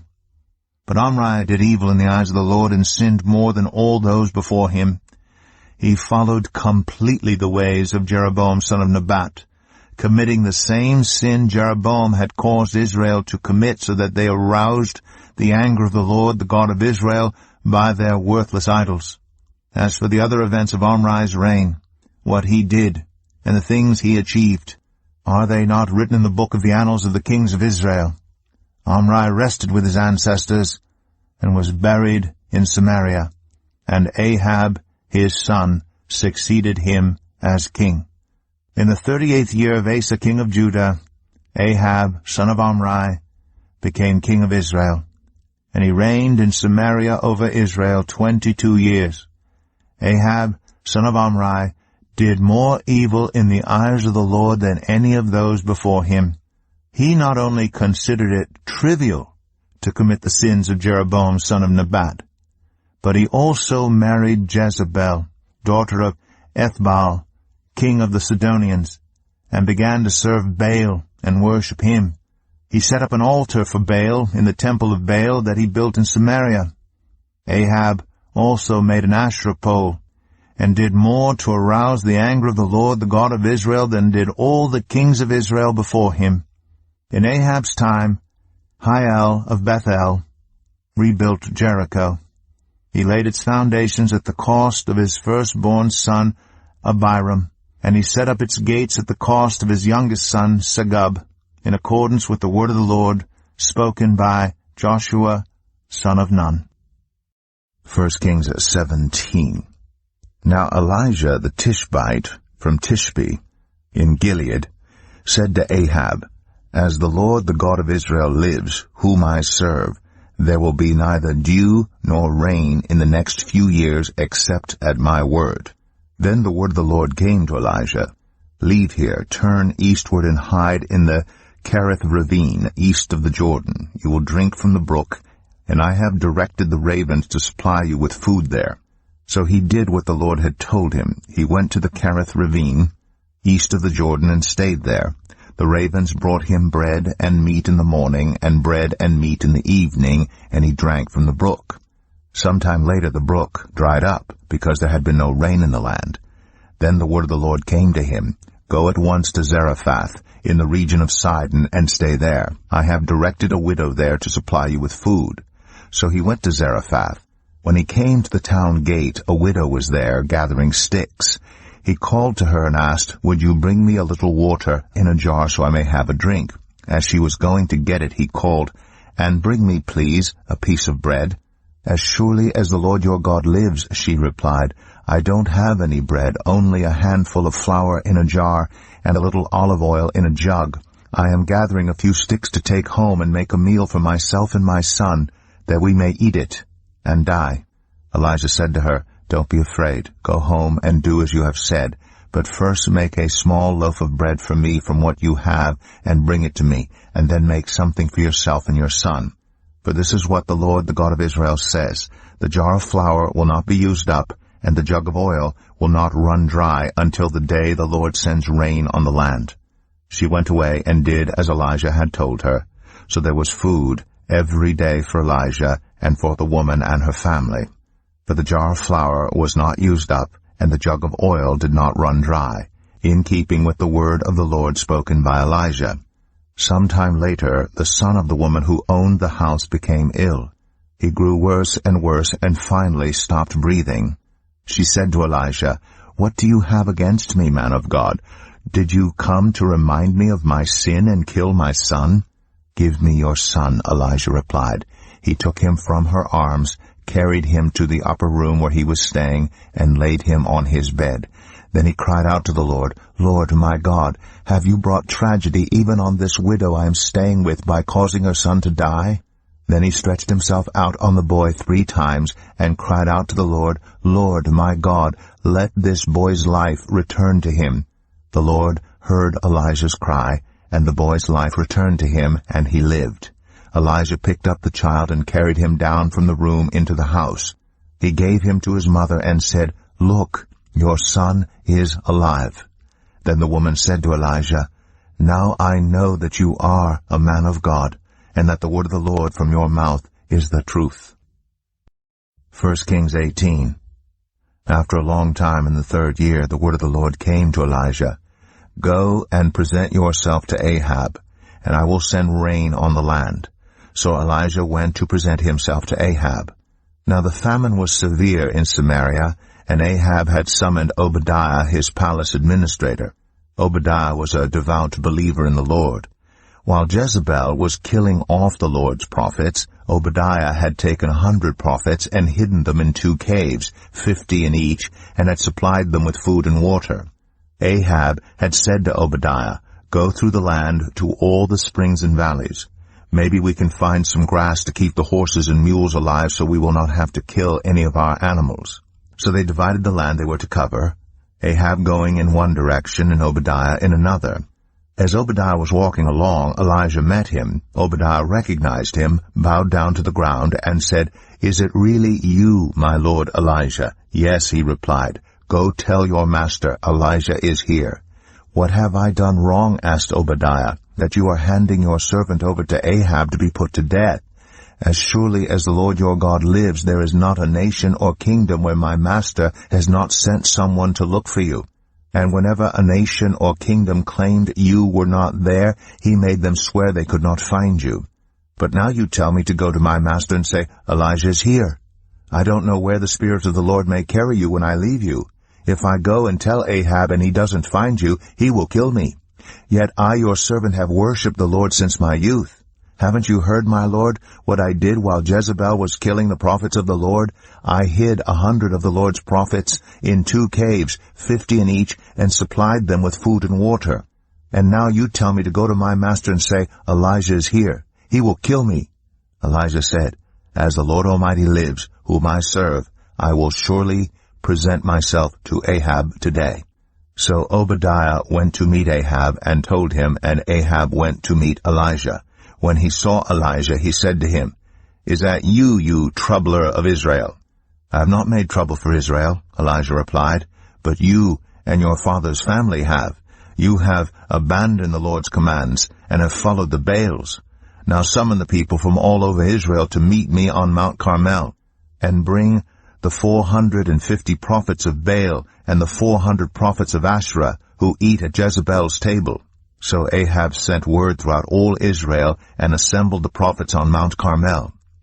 Elijah went before the people and said, "How long will you waver between two opinions? If the Lord is God, follow him. But if Baal is God, follow him." But the people said nothing. Then Elijah said to them, "I am the only one of the Lord's prophets left, but Baal has 450 prophets. Get 2 bulls for us. Let Baal's prophets choose one for themselves, and let them cut it into pieces and put it on the wood, but not set fire to it. I will prepare the other bull and put it on the wood, but not set fire to it. Then you call on the name of your God, and I will call on the name of the Lord. The God who answers by fire, he is God." Then all the people said, "What you say is good."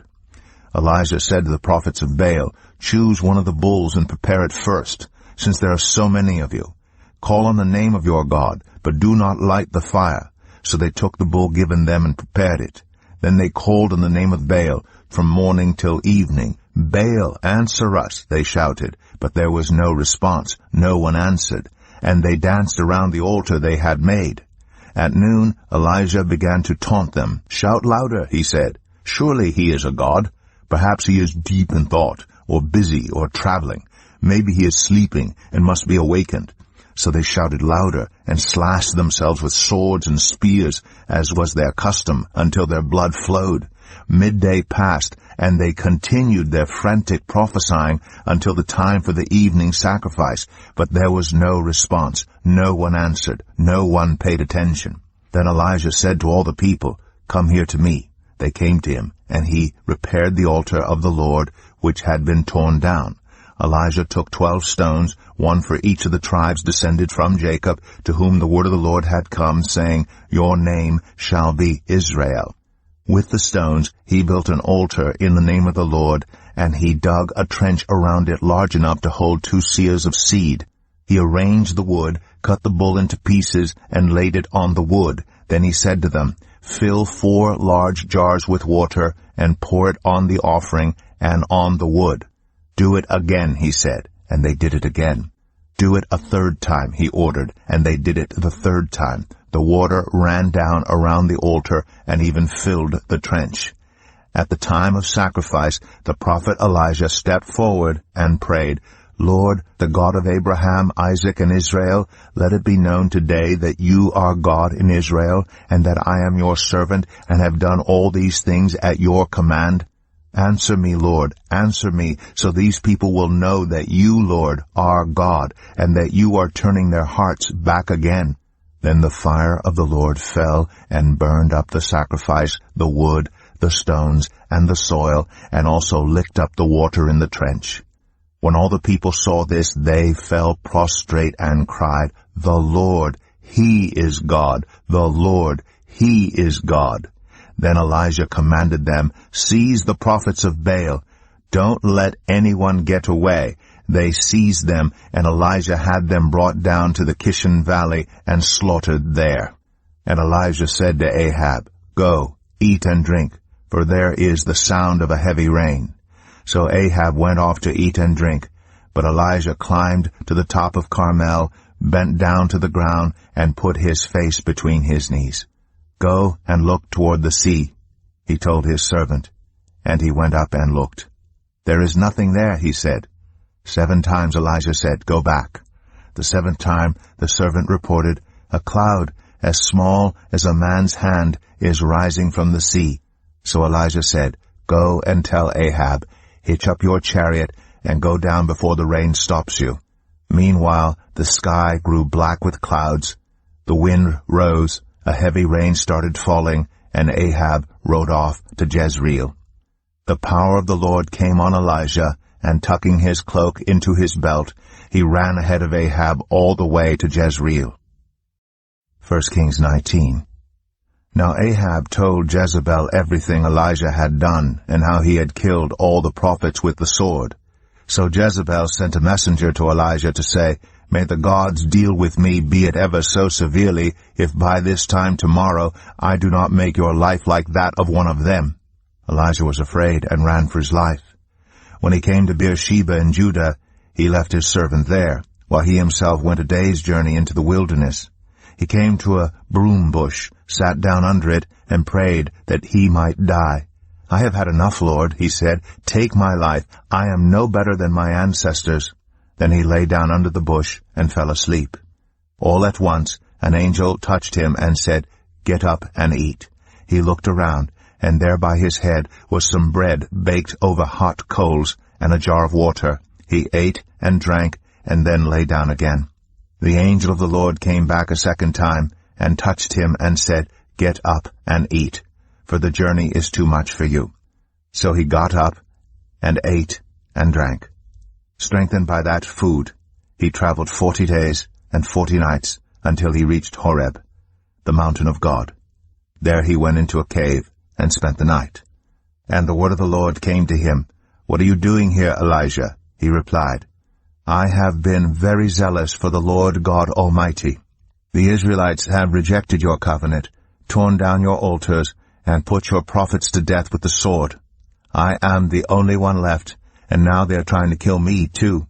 The Lord said, "Go out and stand on the mountain in the presence of the Lord, for the Lord is about to pass by." Then a great and powerful wind tore the mountains apart and shattered the rocks before the Lord. But the Lord was not in the wind. After the wind there was an earthquake. But the Lord was not in the earthquake. After the earthquake came a fire.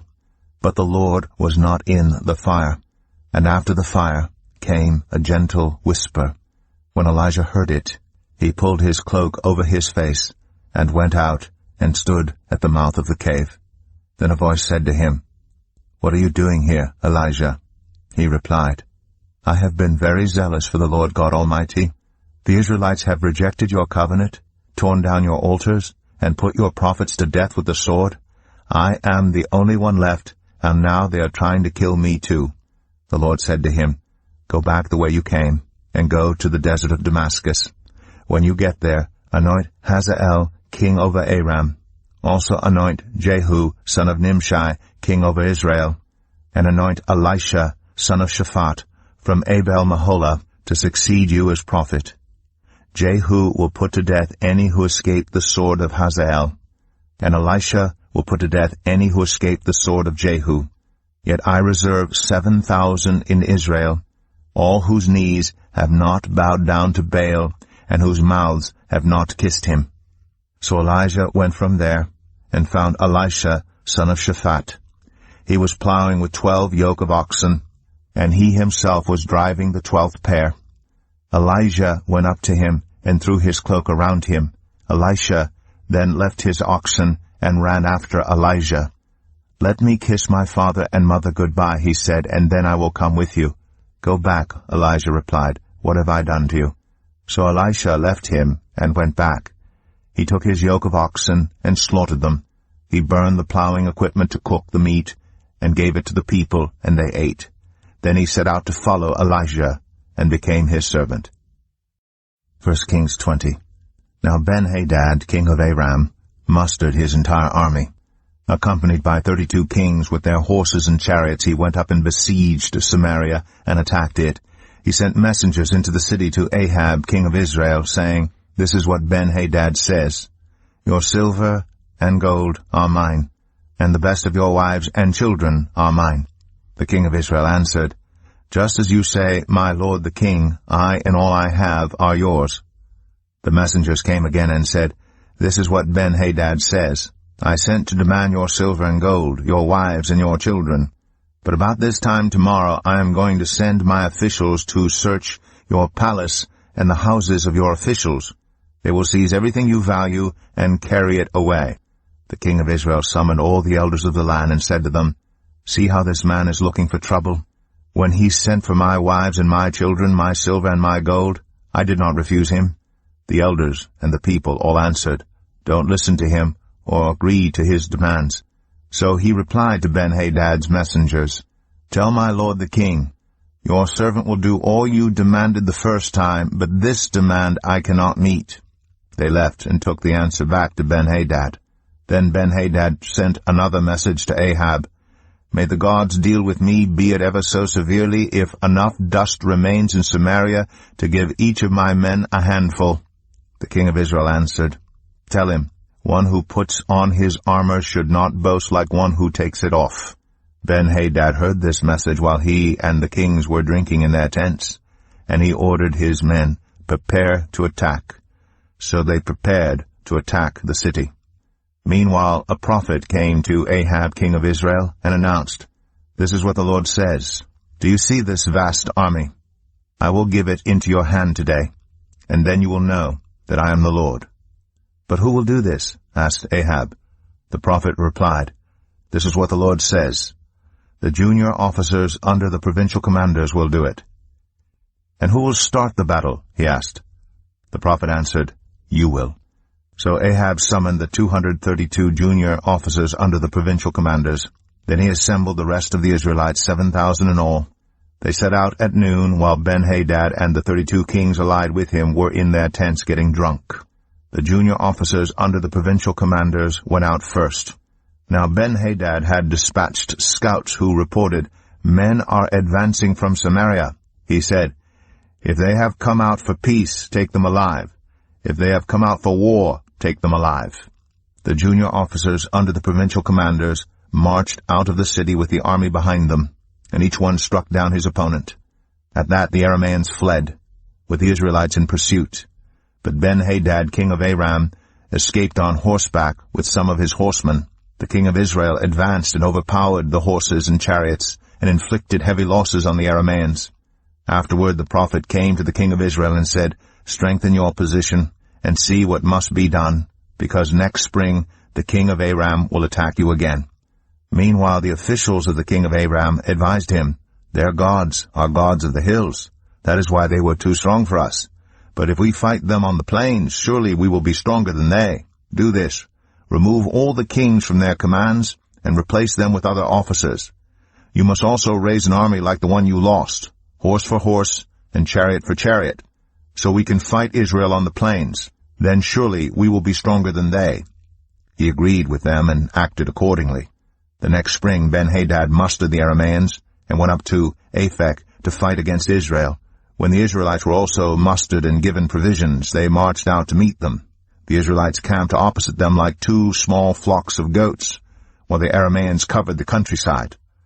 The man of God came up and told the king of Israel, This is what the Lord says. Because the Arameans think the Lord is a God of the hills and not a God of the valleys, I will deliver this vast army into your hands, and you will know that I am the Lord. For 7 days they camped opposite each other, and on the 7th day the battle was joined. The Israelites inflicted 100,000 casualties on the Aramean foot soldiers in 1 day. The rest of them escaped to the city of Aphek, where the wall collapsed on 27,000 of them. And Ben-Hadad fled to the city and hid in an inner room.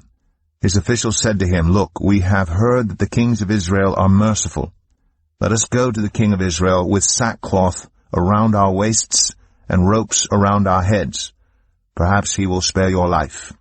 Wearing sackcloth around their waists and ropes around their heads, they went to the king of Israel and said, Your servant Ben-Hadad says, Please let me live. The king answered, Is he still alive? He is my brother.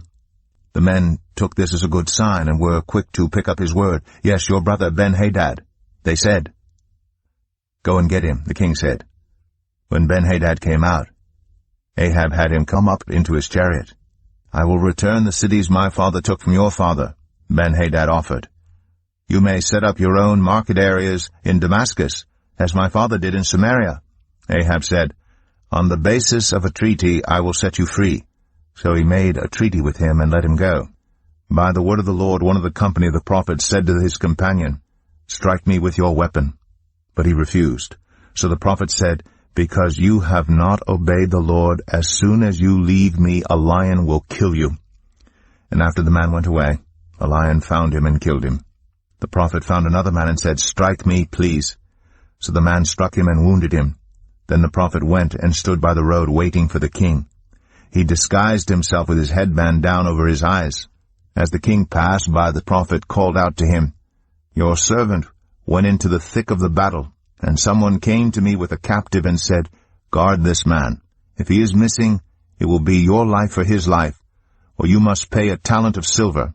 While your servant was busy here and there, the man disappeared. That is your sentence, the king of Israel said. You have pronounced it yourself. Then the prophet quickly removed the headband from his eyes, and the king of Israel recognized him as one of the prophets. He said to the king, "This is what the Lord says. You have set free a man I had determined should die. Therefore it is your life for his life, your people for his people." Sullen and angry, the king of Israel went to his palace in Samaria.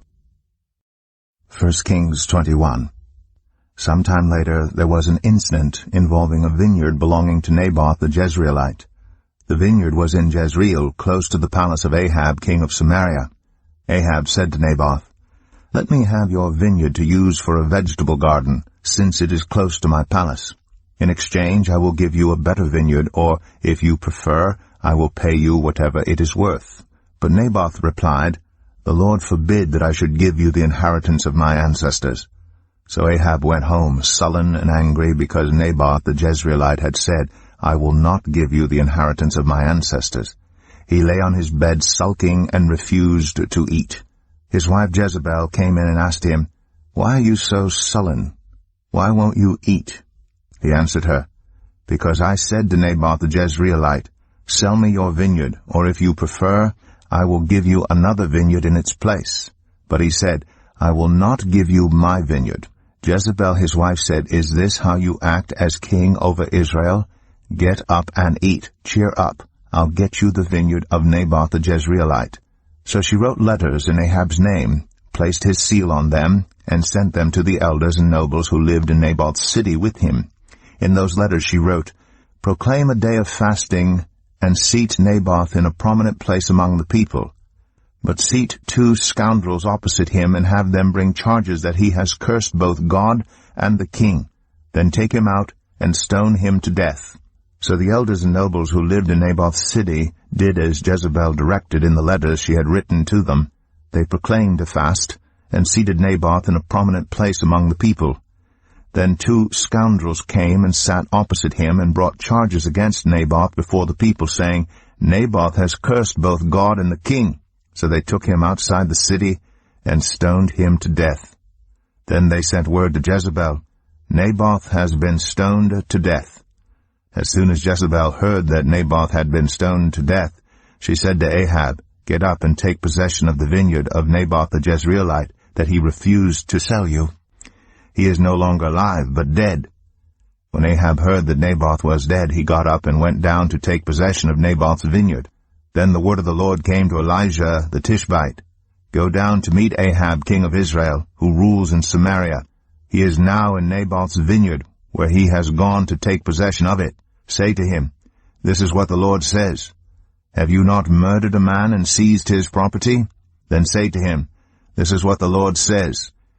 In the place where dogs licked up Naboth's blood, dogs will lick up your blood, yes, yours." Ahab said to Elijah, "So you have found me, my enemy." "I have found you," he answered, "because you have sold yourself to do evil in the eyes of the Lord." He says, "I'm going to bring disaster on you. I will wipe out your descendants and cut off from Ahab every last male in Israel, slave or free.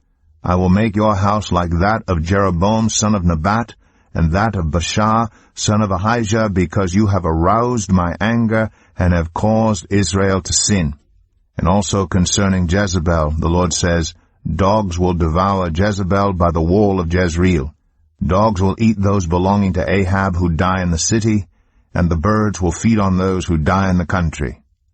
There was never anyone like Ahab, who sold himself to do evil in the eyes of the Lord, urged on by Jezebel his wife. He behaved in the vilest manner by going after idols, like the Amorites the Lord drove out before Israel. When Ahab heard these words, he tore his clothes, put on sackcloth, and fasted. He lay in sackcloth and went around meekly. Then the word of the Lord came to Elijah the Tishbite, "Have you noticed how Ahab has humbled himself before me? Because he has humbled himself, I will not bring this disaster in his day, but I will bring it on his house in the days of his son. 1 Kings 22. For 3 years there was no war between Aram and Israel, but in the 3rd year Jehoshaphat, king of Judah, went down to see the king of Israel. The king of Israel had said to his officials, "Don't you know that Ramoth-Gilead belongs to us, and yet we are doing nothing to retake it from the king of Aram?" So he asked Jehoshaphat, "Will you go with me to fight against Ramoth-Gilead?" Jehoshaphat replied to the king of Israel, "I am as you are, my people as your people, my horses as your horses." But Jehoshaphat also said to the king of Israel, "First seek the counsel of the Lord." So the king of Israel brought together the prophets, about 400 men, and asked them, "Shall I go to war against Ramoth-Gilead, or shall I refrain?" "Go," they answered, "for the Lord will give it into the king's hand." But Jehoshaphat asked, "Is there no longer a prophet of the Lord here whom we can inquire of?" The king of Israel answered Jehoshaphat, "There is still one prophet through whom we can inquire of the Lord, but I hate him, because he never prophesies anything good about me, but always bad. He is Micaiah son of Imlah." "The king should not say such a thing," Jehoshaphat replied. So the king of Israel called one of his officials and said, "Bring Micaiah son of Imlah at once." Dressed in their royal robes, the king of Israel and Jehoshaphat, king of Judah, were sitting on their thrones at the threshing floor by the entrance of the gate of Samaria, with all the prophets prophesying before them. Now Zedekiah, son of Kenana, had made iron horns, and he declared, "This is what the Lord says, with these you will gore the Arameans until they are destroyed." All the other prophets were prophesying the same thing. "Attack Ramoth-Gilead, and be victorious," they said, "for the Lord will give it into the king's hand." The messenger who had gone to summon Micaiah said to him, "Look, the other prophets without exception are predicting success for the king. Let your word agree with theirs and speak favorably." But Micaiah said, "As surely as the Lord lives, I can tell him only what the Lord tells me." When he arrived, the king asked him, "Micaiah, shall we go to war against Ramoth-Gilead or not?" "Attack and be victorious," he answered, "for the Lord will give it into the king's hand." The king said to him, "How many times must I make you swear to tell me nothing but the truth in the name of the Lord?" Then Micaiah answered, "I saw all Israel scattered on the hills like sheep without a shepherd. And the Lord said, 'These people have no master. Let each one go home in peace.'" The king of Israel said to Jehoshaphat, "Didn't I tell you that he never prophesies anything good about me, but only bad?" Micaiah continued, "Therefore hear the word of the Lord. I saw the Lord sitting on his throne with all the multitudes of heaven standing around him on his right and on his left. And the Lord said, 'Who will entice Ahab into attacking Ramoth-Gilead and going to his death there?' One suggested this and another that. Finally a spirit came forward, stood before the Lord, and said, 'I will entice him.' 'By what means?' the Lord asked. 'I will go out and be a deceiving spirit in the mouths of all his prophets,' he said. 'You will succeed in enticing him,' said the Lord. 'Go and do it.' So now the Lord has put a deceiving spirit in the mouths of all these prophets of yours. The Lord has decreed disaster for you." Then Zedekiah, son of Kenana, went up and slapped Micaiah in the face. "Which way did the Spirit from the Lord go when he went from me to speak to you?" he asked. Micaiah replied, "You will find out on the day you go to hide in an inner room." The king of Israel then ordered, "Take Micaiah and send him back to Amon, the ruler of the city, and to Joash the king's son, and say, 'This is what the king says. Put this fellow in prison, and give him nothing but bread and water until I return safely.'" Micaiah declared, "If you ever return safely, the Lord has not spoken through me." Then he added, "Mark my words, all you people." So the king of Israel and Jehoshaphat, king of Judah, went up to Ramoth-Gilead. The king of Israel said to Jehoshaphat, "I will enter the battle in disguise, but you wear your royal robes." So the king of Israel disguised himself and went into battle. Now the king of Aram had ordered his 32 chariot commanders, "Do not fight with anyone small or great except the king of Israel." When the chariot commanders saw Jehoshaphat, they thought, "Surely this is the king of Israel." So they turned to attack him. But when Jehoshaphat cried out, The chariot commanders saw that he was not the king of Israel and stopped pursuing him. But someone drew his bow at random and hit the king of Israel between the sections of his armor. The king told his chariot driver, "Wheel around and get me out of the fighting. I've been wounded." All day long the battle raged, and the king was propped up in his chariot facing the Arameans. The blood from his wound ran onto the floor of the chariot, and that evening he died. As the sun was setting, a cry spread through the army, "Every man to his town, every man to his land." So the king died and was brought to Samaria, and they buried him there. They washed the chariot at a pool in Samaria, where the prostitutes bathed, and the dogs licked up his blood, as the word of the Lord had declared. As for the other events of Ahab's reign, including all he did, the palace he built and adorned with ivory, and the cities he fortified, are they not written in the book of the annals of the kings of Israel?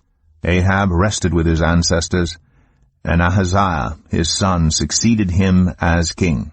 Jehoshaphat son of Asa became king of Judah in the 4th year of Ahab king of Israel. Jehoshaphat was 35 years old when he became king, and he reigned in Jerusalem 25 years. His mother's name was Azubah, daughter of Shilhi. In everything he followed the ways of his father Asa, and did not stray from them. He did what was right in the eyes of the Lord. The high places, however, were not removed, and the people continued to offer sacrifices and burn incense there. Jehoshaphat was also at peace with the king of Israel. As for the other events of Jehoshaphat's reign, the things he achieved and his military exploits, are they not written in the book of the annals of the kings of Judah? He rid the land of the rest of the male shrine prostitutes, who remained there even after the reign of his father Asa. There was then no king in Edom. A provincial governor ruled. Now Jehoshaphat built a fleet of trading ships to go to Ophir for gold, but they never set sail. They were wrecked at Ezion-Geber. At that time Ahaziah, son of Ahab, said to Jehoshaphat, "Let my men sail with yours." But Jehoshaphat refused. Then Jehoshaphat rested with his ancestors, and was buried with them in the city of David his father, and Jehoram, his son, succeeded him as king. Ahaziah, son of Ahab, became king of Israel in Samaria in the 17th year of Jehoshaphat, king of Judah, and he reigned over Israel 2 years. He did evil in the eyes of the Lord, because he followed the ways of his father and mother, and of Jeroboam son of Nebat, who caused Israel to sin. He served and worshipped Baal, and aroused the anger of the Lord, the God of Israel, just as his father had done.